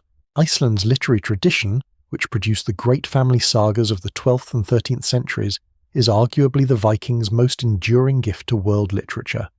The sagas are prose narratives of remarkable sophistication, depicting the lives of Iceland's settler families, their feuds and marriages and travels, with a realism and psychological depth that was centuries ahead of most contemporary literature. Njáls saga, Egil's saga, Laxdæla saga, these are not simple adventure stories. They are complex explorations of character, fate, honour, and the social structures of Norse society, told with a restraint and precision that modern readers still find striking. Greenland was the next frontier. Eric the Red, exiled from Iceland for manslaughter, sailed west in 985 and found a land that, along its southern coast, was considerably more habitable than its name suggests. The name Greenland was, according to the sagas, deliberately chosen by Eric to attract settlers. Marketing has a long history. He established 2 settlements on the southwestern coast of Greenland, the Eastern Settlement and the Western Settlement, which together at their peak may have had a population of 3,000 to 5,000 people. The Greenlandic settlements were genuine communities with farms, churches, and the full infrastructure of Norse society, maintained in an environment of considerable difficulty. They survived for roughly 5 centuries, disappearing around 1450, probably as a combination of factors including climate cooling during the Little Ice Age, the collapse of the markets for the luxury goods like walrus ivory that Greenland provided, conflict with the Inuit who were expanding southward, and possible epidemic disease. The disappearance of the Greenland Norse is one of the more poignant stories of the medieval world, a community at the edge of the possible that held on for centuries and then, quietly, did not. From Greenland, the next step was inevitable. Vinland, America, 500 years before Columbus. The Norse arrival in North America is one of the most extraordinary facts of medieval history, and also one of the most poorly understood by the general public, partly because it is so easily confused with romantic mythology, and partly because the evidence, while real, is more limited than popular accounts sometimes suggest. The story begins with Bjarni Herjolfsson, who is typically the first Norse person credited with sighting North America. Around 985 or 986, Bjarni was sailing to Greenland to visit his father and was blown off course. He sighted land to the west that did not match any description of Greenland, correctly deduced that this was not his destination, and turned around without landing. He brought his story back to Greenland, where it attracted the attention of Leif Erikson, son of Eric the Red. Leif organised an expedition west, around the year 1000 CE, sailed along a coast that the saga describes in terms of a land of flat stone slabs, then a land of flat forested country, and finally a land where the explorers decided to winter. This last place they called Vinland, the land of vines or wineberries, the exact identification of which is debated. The sagas describe grapes, which would indicate a location considerably south of Newfoundland. Modern researchers have proposed various sites along the northeastern coast of North America, but we do not have to rely entirely on the sagas because there is archaeological evidence. In the 1960s, Norwegian explorer Helge Ingstad and his archaeologist wife Anne Stein Ingstad discovered the remains of a Norse settlement at Lonso Meadows at the northern tip of Newfoundland in Canada. The settlement has been excavated and dated to approximately 1000 CE. It contains the remains of 8 structures, including longhouses and workshops, consistent with Norse architecture of the Viking Age. The artifacts found there, including a bronze cloak pin of a type found in Norse contexts across the Atlantic world, and iron rivets and a spindle whorl, confirm the Norse identity of the settlement beyond reasonable doubt. Lonso Meadows is, to date, the only confirmed Norse archaeological site in North America. Whether it is Vinland, whether it is the specific settlement described in the sagas, is uncertain. It may be a base camp from which further exploration went south rather than the primary settlement itself. The geography suggests it may have served as a gateway to further travel down the coast. What is clear is that Norse people reached North America around the year 1000, established at least one settlement, probably conducted further exploration, and then for reasons that are not entirely clear, did not maintain a permanent presence. The sagas describe conflicts with the indigenous peoples of the region, whom they called Skraelings, and these conflicts seem to have been a factor in the withdrawal. The distances involved, the difficulty of maintaining supply lines across 3,000 miles of ocean, the absence of any strategic need comparable to what had driven Norse expansion elsewhere, all of these may have contributed to the decision not to persist. The significance of this achievement is sometimes diminished by the fact that the Norse did not stay, that they did not establish the permanent contact between the Old World and the New that Columbus's voyage would eventually initiate in 1492. This is true, but it is not quite the right frame. The Norse reached North America 5 centuries before Columbus. They did it in open wooden ships navigated by the stars and the sun, and accumulated seafaring knowledge across thousands of miles of open ocean. They encountered indigenous peoples and, by the saga account, attempted to trade with them as well as fighting with them. They built structures on the North American continent that still survive as archaeological evidence of their presence. That they did not change the course of world history in the way Columbus's voyage did is a fact about timing and context rather than about their achievement. The world was not ready in 1000 CE for the sustained transatlantic contact that would eventually reshape both hemispheres. The Norse found a door and opened it briefly. It would take 5 more centuries for someone else to open it, and leave it open. The Vikings in the Mediterranean, raiders at the gates of the south. The popular image of the Viking Age places it firmly in the cold north. The grey North Sea, the stormy North Atlantic, the rivers of Russia frozen in winter. This image is not wrong, but it is dramatically incomplete. The Norse also sailed south, into the warmth of the Mediterranean, and what they found there, and what they did there, adds another layer to a story that is already more complicated than most accounts suggest. The route south went around the Iberian Peninsula, through the Strait of Gibraltar and into the Mediterranean. This required a voyage of considerable length and through waters that were controlled, or at least patrolled, by the naval forces of the Emirate of Córdoba in Spain and by North African Muslim powers. The Norse did not achieve Mediterranean penetration quietly. The first great Western Mediterranean raid in 844 hit Lisbon, Cadiz, and eventually Seville with jarring force. The Emir of Córdoba organised a naval counterattack that defeated the Norse fleet and reportedly hung some of the captured Norse warriors from palm trees as a lesson in the cost of raiding Arab territory. The Norse withdrew, but they came back. In 859 to 862, a fleet led by 2 Norse leaders named Bjorn Ironside and Hastein, later confused in French legend with the great warlord figures of the age, made an extended expedition into the Mediterranean. They raided the coast of Morocco. They sailed along the Spanish coast, hitting coastal settlements. They attacked the Balearic Islands. They reached the Italian coast and raided in the region of what is now Tuscany. The famous story attached to this expedition is one of the more colourful pieces of Viking history, so colourful that historians debate whether it actually happened. According to the tale, Hastein and his fleet approached a walled Italian city that they believed to be Rome. Rome being far too large and defended to assault directly, Hastein devised a ruse. He sent word that he was dying and wished to be baptized as a Christian so that he might die in the faith. The city opened its gates to receive the dying chieftain for his last rites. Hastein was carried in on a bier, and then he sprang up very much alive, and his men poured in behind him. The city was sacked. The problem with this story is that the city was probably not Rome. It was probably Luna, in Liguria, a moderately important town that was perhaps misidentified as Rome, either by the Norse at the time or by later storytellers. But the story reveals something real about how the Norse were perceived, as people of extraordinary cunning and unpredictability, for whom no situation was so formal or so sacred that it could not be turned to tactical advantage. The Norse also served in the Mediterranean as mercenaries. The Varangian Guard, the elite military unit of the Byzantine Emperor, was heavily recruited from Norsemen and became one of the most famous military formations of the medieval world. The Varangians were prized for their loyalty, their ferocity, and their foreignness, that last quality being a genuine advantage for a ruler who wanted a bodyguard whose loyalties were personal to him, rather than rooted in Byzantine noble politics. Harald Hardrada, the Norwegian king who would later attempt to conquer England in 1066 and die at the Battle of Stamford Bridge, served in the Varangian Guard earlier in his career, a detail that illustrates just how interconnected the Norse world was across the full span of its activity. The Norse in the Mediterranean were a smaller and less transformative presence than the Norse in England, Francia, or Russia. But their appearance in the warm south serves as a reminder that the Viking Age was not bounded by geography in the way it is sometimes presented. Where there was water and where there was wealth, the Norse eventually appeared.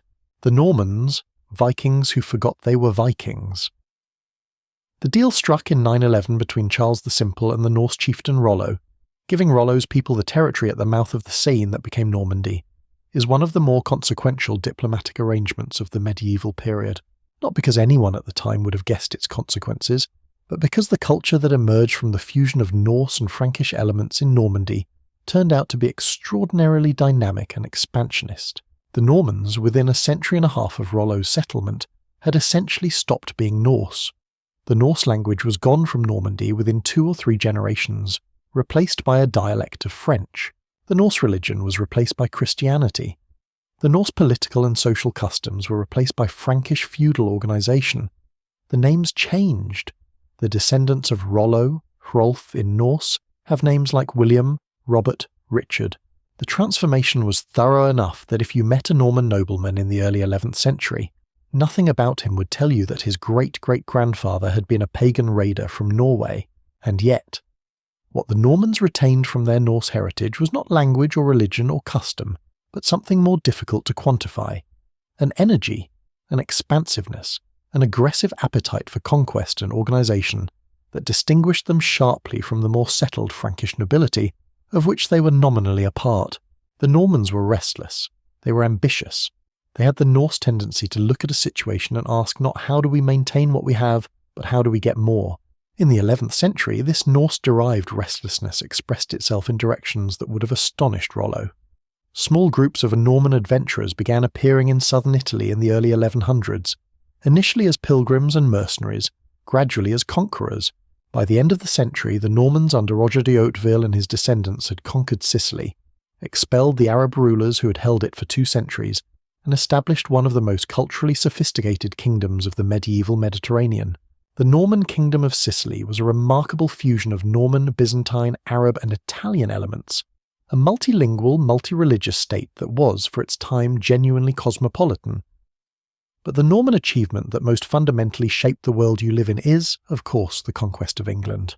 In 1066, Duke William of Normandy claimed the English throne on the basis of a promise he said had been made by the recently deceased King Edward the Confessor. The current king, Harold Godwinson, disputed this. The result was the most famous military engagement in English history, the Battle of Hastings on the 14th of October, 1066. The ironies are considerable. Harold Godwinson had spent the months before Hastings fighting off another Norse invasion. The attack by Harold Hardrada of Norway at Stamford Bridge in Yorkshire, marching his army north and defeating it with astonishing speed, and then marching them south again to face the Normans. He arrived at Hastings probably with an exhausted army, and possibly without the full muster of his forces. He lost. He died, according to tradition, from an arrow in the eye, though the Bayeux Tapestry is more ambiguous on the exact cause of his death than the traditional account suggests. William became King of England, and the Norman conquest reshaped English society at every level. The Anglo-Saxon nobility was replaced wholesale by a Norman-French ruling class. French became the language of the court and the law. English continued to be spoken by the majority of the population, but absorbed enormous quantities of French vocabulary in the process, creating the remarkable hybrid linguistic situation that characterizes English to this day. A Germanic grammatical structure with a Latinate vocabulary overlay, the product of a Norman French-speaking ruling class governing an Old English-speaking population for several centuries. The Norman conquest also brought a different approach to governance. The Domesday Book, commissioned by William in 1086, was a comprehensive survey of land ownership and productive capacity across England that has no parallel in the contemporary world. It was both a tool of taxation and a demonstration of the thoroughness of Norman administrative control. No one before William had attempted anything like it. Here is the Viking circularity that makes this entire story so pleasingly complicated. The Normans who conquered England in 1066 were the descendants of the Norse people who had been raiding England since 793. Alfred the Great had spent his reign defending England against the Norse. His descendants had spent the following century and a half consolidating England against Norse incursion. And then England was eventually conquered, not by Norse pagans from Scandinavia, but by Norse-derived Christian Frenchmen from across the Channel, speaking a different language and fighting in a different way, but carrying in their ambition and their energy the inheritance of the fjords. The Normans are the Vikings' most successful descendants. The kingdom they built in England lasted in its essentials for centuries. The legal and administrative traditions they introduced mixed with English traditions, to produce the common law system that is still in modified form the legal tradition of England, the United States, Canada, Australia, and dozens of other countries. The English language they helped to create is the most widely spoken language in the world. The chain that runs from the longships of 865 to the legal system of a 21st century courtroom in Sydney or Toronto is continuous, if long. Trade, towns, and the Viking economic revolution.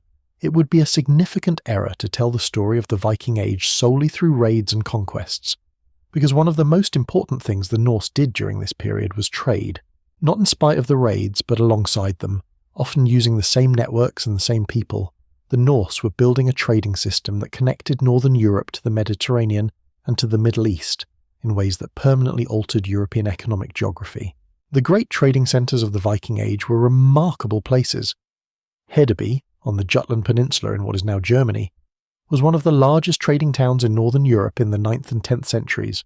Archaeological excavations have revealed a densely packed settlement with a sophisticated infrastructure, wooden plank streets to deal with the ever-present mud, craftsmen's workshops producing textiles, metalwork, glass and leather goods, and evidence of trade goods arriving from as far as Byzantium and the Islamic world. Hedeby was not a raiders' camp. It was a cosmopolitan commercial centre. Birka, on an island in Lake Mälaren in Sweden, played a similar role in the eastern trading networks, connecting the Baltic trade with the river routes that led south through Russia to the Islamic markets. Kaupang in Norway, Ribe in Denmark, and later Dublin in Ireland were all significant Viking Age trading centres. Their common characteristics were access to water routes, a protected harbour, and the presence of regular markets that attracted traders from wide areas. The Norse trading network at its height connected the walrus ivory of the Arctic, hunted by Norse communities in northern Norway and later Greenland, with the workshops of craftsmen across Europe and the Middle East who needed it for carving. It connected the furs of Scandinavia and Russia with the luxury markets of the Islamic world. It moved amber from the Baltic to consumers as far away as Baghdad. It circulated silver from the Islamic world northward, creating the capital that funded everything else. The economics of this network were sophisticated. The Norse used weights and scales to weigh silver for transactions, operating a weight-based monetary system that was both flexible and effective. Coins from many different sources, Arab dirhams, English pennies, Frankish deniers, circulated in the Norse trading world as lumps of metal valued by weight, rather than by the authority that stamped them. This was a genuinely international economy in the sense of transcending the political boundaries that were supposed to govern economic activity. What the Norse also did, remarkably, was establish urban centres in places that had not previously had them. Dublin, founded by the Norse around 841, became the most important Viking settlement in Ireland, and grew into one of the significant commercial centres of the Irish Sea world. Its slave market was one of the largest in Europe. Its position at the intersection of Atlantic and Irish sea trade routes made it a hub that attracted merchants from across the Norse world. The Norse settlers in Dublin gradually integrated with the Irish Gaelic population, producing a culture sometimes called Hiberno-Norse, distinctive enough to have its own artistic style visible in metalwork and manuscript illumination. York, Jorvik in Old Norse, was transformed under Norse rule from a significant but not dominant Anglo-Saxon city into one of the most commercially active urban centres in England. The Coppergate excavations in the 1970s and 80s revealed a dense Norse settlement with a spectacular range of craft activity: glassmaking, amber carving, antler working, textile production, leather working, metalworking. The Jorvik Viking Centre was built around the findings of that excavation, and the smell that visitors experience there, the authentic reconstruction of 9th century urban air, has been described by visitors as both educational and extremely specific. The Norse contribution to European urban development tends to be overlooked because the Norse are most visible in the historical record during their most violent activities. But the towns they founded, the trade routes they maintained, and the commercial infrastructure they built were in many cases the foundations of medieval European economic geography. The prosperity of northern Europe in the high medieval period rests in part on the trading networks that the Norse established and maintained during the Viking Age. The transformation went both ways. Norse traders were changed by their contact with the wider world. Exposure to Byzantine craftsmanship, to Islamic metalwork, to Irish manuscript art, to Frankish architecture, to the material culture of dozens of different societies produced a Norse artistic tradition of remarkable eclecticism. The great Viking Age metalwork, the tortoise brooches, the elaborate rune stones, the carved wood panels show influences drawn from across the trading world combined with distinctive Norse stylistic elements to produce something genuinely original. This is what trade does. It moves goods, but it also moves ideas, techniques, styles, and ways of seeing the world. Viking art, poetry, and the saga tradition. The Vikings are not primarily remembered as artists or poets. The warrior with the axe tends to eclipse the skald with the verse in the popular imagination. This is unfortunate because the artistic and literary tradition of the Norse world is one of its most remarkable contributions to human culture, and in some respects it is the contribution that has proved most durable. Norse visual art is immediately distinctive. The animal style that characterizes much Viking Age decoration is a complex interlacing of animal forms, limbs, and bodies woven together in intricate patterns that reward close examination. The Osberg ship burial, discovered in Norway in 1904 and dating to around 834 CE, contains carved wood panels of extraordinary quality, featuring the style called the Baroque animal style, in which sinuous, intertwined animal figures create patterns of almost hypnotic complexity.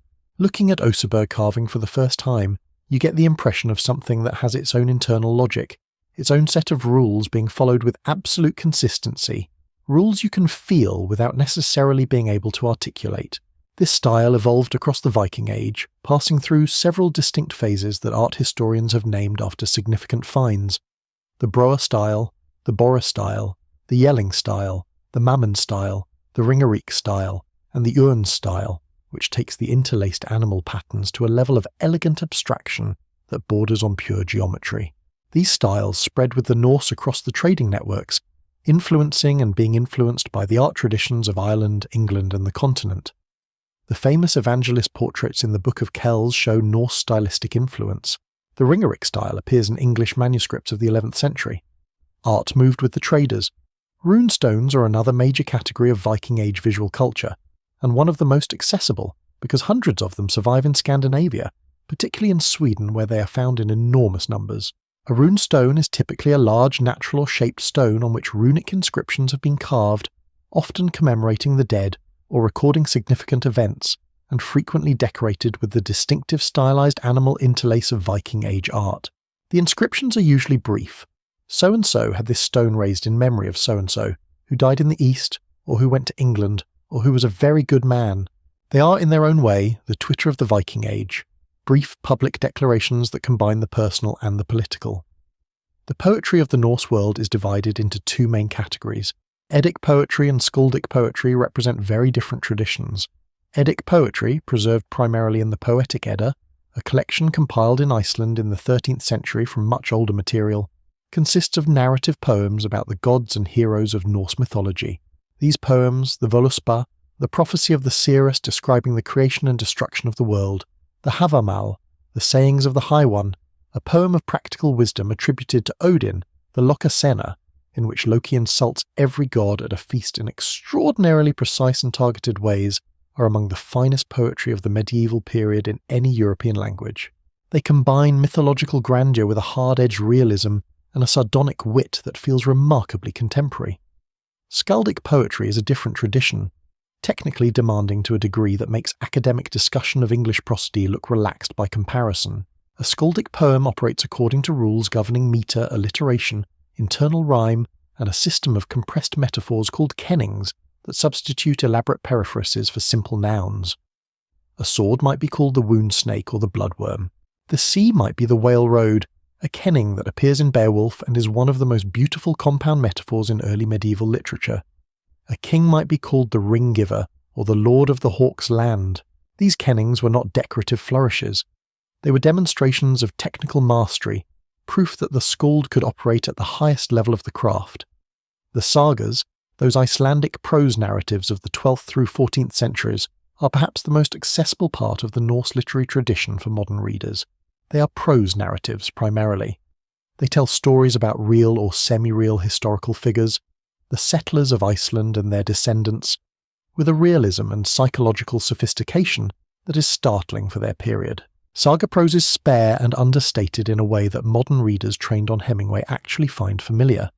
Characters do not have their emotions described to them, they have their actions described. The reader infers the emotion from the action. When a saga character says, "I do not know whether I have the heart for this," you understand exactly what kind of courage it takes for him to say even that much. The sagas also preserve an enormous amount of information about the Viking Age itself, about Norse social life, legal customs, religious practices, and material culture. They were written down centuries after the events they describe and contain legendary elements alongside historical ones. But used with care, they are invaluable historical sources. The identification of Lonso Meadows with the Vinland of the sagas required both archaeological evidence and careful reading of the saga texts. The sagas pointed archaeologists toward northern Newfoundland. The archaeology confirmed what the sagas suggested. The Norse artistic and literary tradition is not a peripheral decoration on the story of the Viking Age. It is an expression of how the Norse understood themselves and their world, a record of values and beliefs and aesthetic sensibilities that shaped how they behaved in every context, from the battlefield to the merchant ship to the family farm. The poetry that celebrated the bold chieftain was also the poetry that justified the raid. The mythology that depicted the cosmos as ultimately doomed was also the mythology that made dying in battle the highest possible fate. Art and life were not separate domains in the Norse world. They were the same conversation about what it meant to be human. The coming of Christianity, the faith that tamed the North. The conversion of Scandinavia to Christianity was one of the longest and most contested religious transformations of the medieval period. It did not happen in a single dramatic moment of mass conversion. It happened across 2 centuries of incremental change, political pressure, sincere belief, and strategic calculation, and its completion arguably marks the end of the Viking Age as much as any military or political event. Christianity had been present at the edges of the Norse world from early in the Viking Age. Norse warriors raiding in Britain and Ireland encountered Christianity as the religion of the people they were raiding, and occasionally enslaved. Norse traders in the Frankish world encountered it as the religion of their trading partners. The Irish monks who had briefly inhabited Iceland before the Norse arrival left behind the impression, at least, of a different way of understanding the sacred. The Carolingian missions that worked along the northern and eastern borders of the Frankish Empire occasionally penetrated into the southern edge of Scandinavia. The first serious missionary effort into Scandinavia is associated with Ansgar, a Frankish monk who made 2 missions to the Norse world in the 9th century, establishing churches in Birka and Hamburg-Bremen, and reporting on his experiences in a text that is one of our main sources for the period. His missions had limited immediate effect. Ansgar did not convert Denmark or Sweden. He planted seeds that would take generations to grow. The political dimension of conversion was always present. Christianity was the religion of the Frankish Empire, the most powerful political entity bordering Scandinavia. Converting to Christianity was a way of gaining a certain legitimacy in the eyes of Frankish rulers, of accessing diplomatic relationships that were closed to pagans. Norse leaders who converted could also access the political and economic infrastructure of the Christian world in ways that pagans could not. Rollo's conversion in 911 was as much a political act as a spiritual one, as was Guthrum's baptism after Eddington. This does not mean the conversions were entirely insincere. It means that in the early medieval world, religion and politics were not as separable as modern categories suggest. The conversion of Denmark is associated particularly with Harald Bluetooth, king of the Danes in the mid-10th century. Harald had a large runestone erected at Jelling in Jutland, one of the most famous monuments of the Viking Age, which proclaims that he made the Danes Christian. The Jelling stone is itself a remarkable artifact, combining the traditional runestone format with the new Christian imagery of Christ, depicted in a flowing style borrowed from Christian iconography.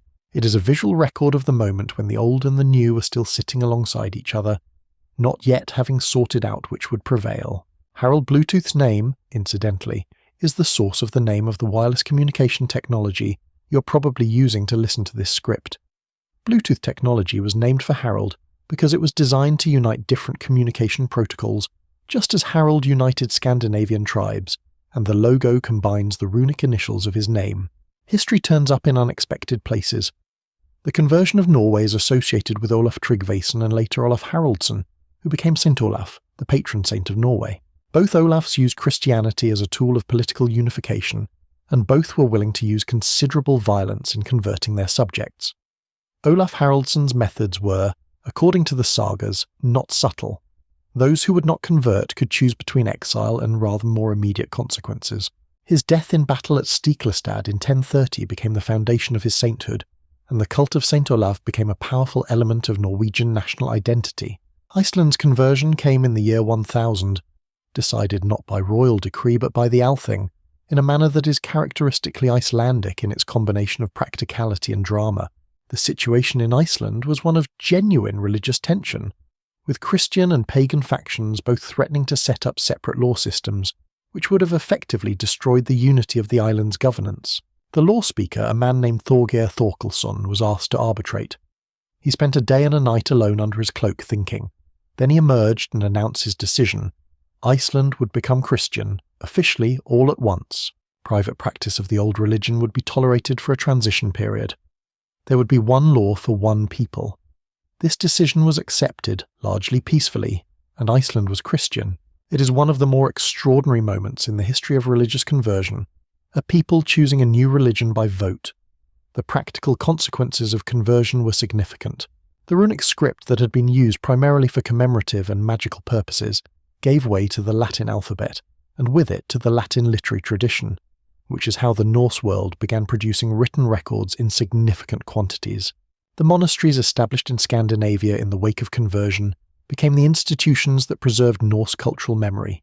The sagas, the Eddas, the runestones were all documented and preserved by Christian Iceland and Norway in the high medieval period. Christianity, paradoxically, is what saved the Norse pagan tradition for us. The old religion did not die entirely or immediately. Pagan practices continued underground and in modified forms for centuries. Many of the Norse gods were incorporated into Christian culture, their attributes transferred to saints, and their festivals absorbed into the Christian calendar. The winter solstice festival of Yule became Christmas. The association of specific days with specific supernatural powers became the saints' days of the Christian week. The old stories were retold in new contexts. Syncretism, the blending of old and new religion, is what actually happens when one religious tradition replaces another, always and everywhere. Scandinavia was no different. What the conversion of Scandinavia ultimately meant for the Viking Age was a gradual normalization of Norse culture within the broader European Christian world. The heathen raiders from beyond the edge of the map became Christians, subjects of the same church as the communities they had been raiding. The ideological justification for treating Norse people as outside the normal rules of medieval warfare evaporated. The Norse kingdoms became part of the political system rather than threats to it, and as they became part of the system, the specific conditions that had produced the Viking Age, the outsider energy, the combination of desperation and opportunity that sent longships to Lindisfarne began to dissipate. The end of the Viking Age, what killed it and what survived. The Viking Age does not have a clean ending, history rarely does. The conventional dates 793 to 1066 from Lindisfarne to the Norman conquest, and the death of Harold Hardrada at Stamford Bridge are useful markers rather than precise boundaries. The raiding did not stop on a particular day. The longships did not all sail home and stay there. The process was gradual, uneven, and driven by the same kinds of structural changes that had produced the Viking Age in the first place. One of the most important factors in the ending of the Viking Age was political consolidation, both in Scandinavia and in the lands the Norse had been raiding. As Norway, Denmark and Sweden crystallized into more coherent kingdoms with stronger central authority, the political conditions that had encouraged independent raiding expeditions changed. A powerful Norwegian king was not going to allow his subjects to raid, potentially destabilizing his own international relationships. The consolidation of Scandinavian kingdoms brought the Viking energy under royal control, channeling it into more conventionally organized military activity, rather than the semi-private entrepreneurship of the raiding era. The lands being raided also became harder targets. Alfred the Great's birth system in England created a network of defended points that fundamentally changed the math of raiding. A Norse force that arrived to find every significant settlement behind walls, with a garrison capable of defence, faced a much more difficult tactical problem than the wide-open coastlines of the 8th century. The English, the Franks and the Irish all learned defensive responses to Norse raiding over the course of the 9th century, and those responses made raiding progressively less profitable. The Christianization of Scandinavia is another major factor. As Norse communities converted, the shared religious identity between Norse and the communities they had been raiding reduced the ideological distance that had made raiding feel permissible. You do not raid people who are your co-religionists in the same way you raid pagans or infidels. The moral calculus changed. Economic change also played a role. The silver that had flowed from the Islamic world through Russia to Scandinavia began to decline in the later 10th century as the Abbasid Caliphate weakened and trade routes shifted. The economic model that had made raiding and trading so profitable began to change, and with it the incentive structures that had driven expansion. Population dynamics shifted too. The great emigrations of the Viking Age to Britain, to Ireland, to Normandy, to Iceland, to Russia had provided an outlet for the population pressure that had been one of the original drivers of expansion. The communities established in these places gradually stabilized and stopped needing constant reinforcement from Scandinavia. Iceland was settled and full. Normandy was Norman. The Danelaw had been absorbed into England. The pressure valve of emigration had, over a couple of centuries, relieved some of the underlying pressure, and then there was the sheer military evolution of the communities that had been raided. The development of cavalry as the dominant military force in Western Europe, the rise of the armoured knight, the evolution of castle-based defence, all created military problems that the longship-based raiding strategy was not well suited to address. The Norse advantage had always been surprise, speed, and the ability to attack from unexpected directions. Those advantages diminished as defensive strategies matured. The Battle of Stamford Bridge in September 1066, 3 weeks before Hastings, is often cited as the last great Viking battle. Harold Hardrada of Norway, with the largest invasion force to reach England since the Great Heathen Army, was met by Harold Godwinson's forces and utterly defeated. Harold Hardrada died. His army was destroyed. The survivors were given only enough ships to carry them home, a fraction of the fleet that had brought them. It was a decisive defeat for a raiding and invasion strategy that had worked, in various forms, for 2.5 centuries. The Norman conquest that followed, 3 weeks later, is usually framed as a separate story, but it is worth noting again that William of Normandy was the descendant of Norse raiders, that his army contained Norse-derived Normans, and that the conquest of England in 1066 was, in a sense, the final Viking triumph, achieved in an entirely un-Viking way by men who had forgotten they were Vikings. What survived the end of the Viking Age was not the raiding. It was everything else. The settlements that became permanent communities, the trade networks that became the foundations of medieval European commerce, the political entities that became Norway, Sweden, Denmark and Iceland, the cultural contributions that embedded themselves in English, Russian, French and Irish culture, the legal traditions, the literary achievements, the children and grandchildren and great-grandchildren of the Norse settlers who lived in England and Normandy and Dublin and Kiev as people who no longer thought of themselves as Viking, but carried the Norse inheritance in their DNA, and their language and their institutions. The Viking Age ended. The Viking impact did not. The legacy. How the Vikings shaped the world you live in. We have travelled over the course of this night from the Neolithic farming villages of Scandinavia to the longships of the Viking Age, from the burning of the Lindisfarne to the founding of Iceland, from the rivers of Russia to the coast of North America. We have met raiders and traders, poets and politicians, explorers and settlers. We have watched a culture emerge from the pressure of a difficult landscape, and a particular moment in history burst outward across the medieval world, and then, gradually, be absorbed by the very cultures it had transformed. What is left of all this in the world you live in? More than you might expect. Considerably more. Start with language. The English that you're listening to right now contains hundreds of words of Old Norse origin.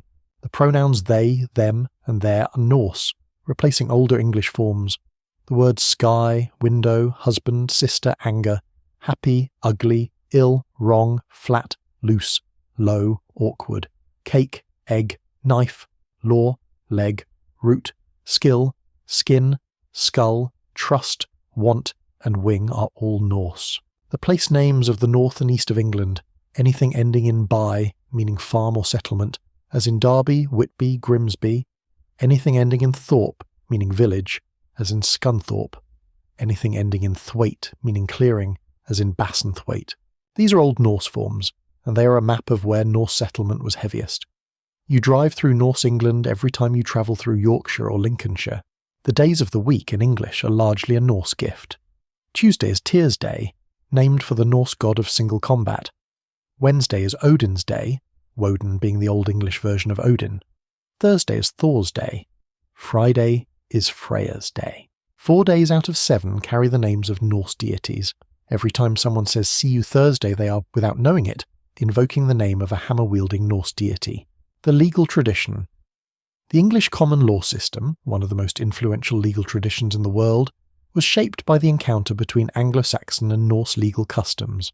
The Danelaw, that part of England under Norse authority for roughly a century, contributed to English law the concept of jury-like bodies, of specific procedural forms, of practices that differed from the Anglo-Saxon norm and left lasting marks. Through English common law, these influences reached the legal systems of the United States, Canada, Australia, New Zealand, and dozens of other countries, the political geography of Europe, Russia takes its name, in one account, from the Rus. Normandy takes its name from the Northmen.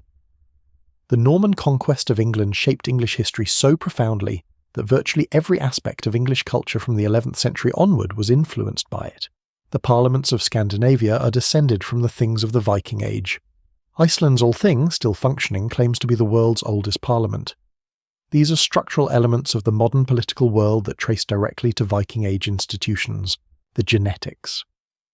Modern genetic studies of British and Irish populations reveal clear Norse genetic contributions, particularly in the north and east of England, in the northern and western Isles of Scotland, and in Iceland, where roughly half the genetic ancestry of the modern population is traceable to the British Isles, brought there by the Norse. The people of the Orkney Islands show one of the highest levels of Norse genetic ancestry of any non-Scandinavian population. The Norse are not just in the history books, they are in the genomes of millions of people across the North Atlantic world, the exploration tradition. The Norse reached North America 5 centuries before Columbus.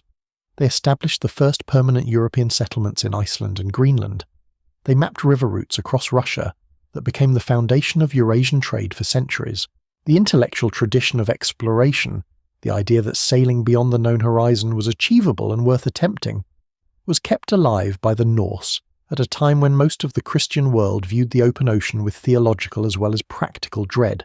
The Norse did not invent European overseas exploration, but they demonstrated its possibility in ways that influenced, at least indirectly, the later European age of exploration, the literary tradition. The Norse sagas are one of the great bodies of world literature. They have been read, admired, and translated across many centuries. They influenced Tolkien, who was a professor of Old English and Old Norse, and whose legendarium is saturated with Norse imagery, cosmological structure, and thematic concerns. Beowulf, the great Old English poem, exists in a world heavily shaped by Norse culture. The Marvel Cinematic Universe, for whatever it is worth, has made Norse mythology familiar to hundreds of millions of people who had never previously thought about the Norse world. Thor and Loki and Odin are, however distorted by Hollywood, recognizable to people across the globe. That is a legacy of a specific kind. The seafaring tradition, the Norse approach to the sea, the understanding that the ocean is not a barrier but a highway, the investment in ship technology as a form of competitive advantage, the willingness to sail beyond the known horizon on the basis of accumulated knowledge and acute observation, prefigured the attitude that eventually produced European global exploration.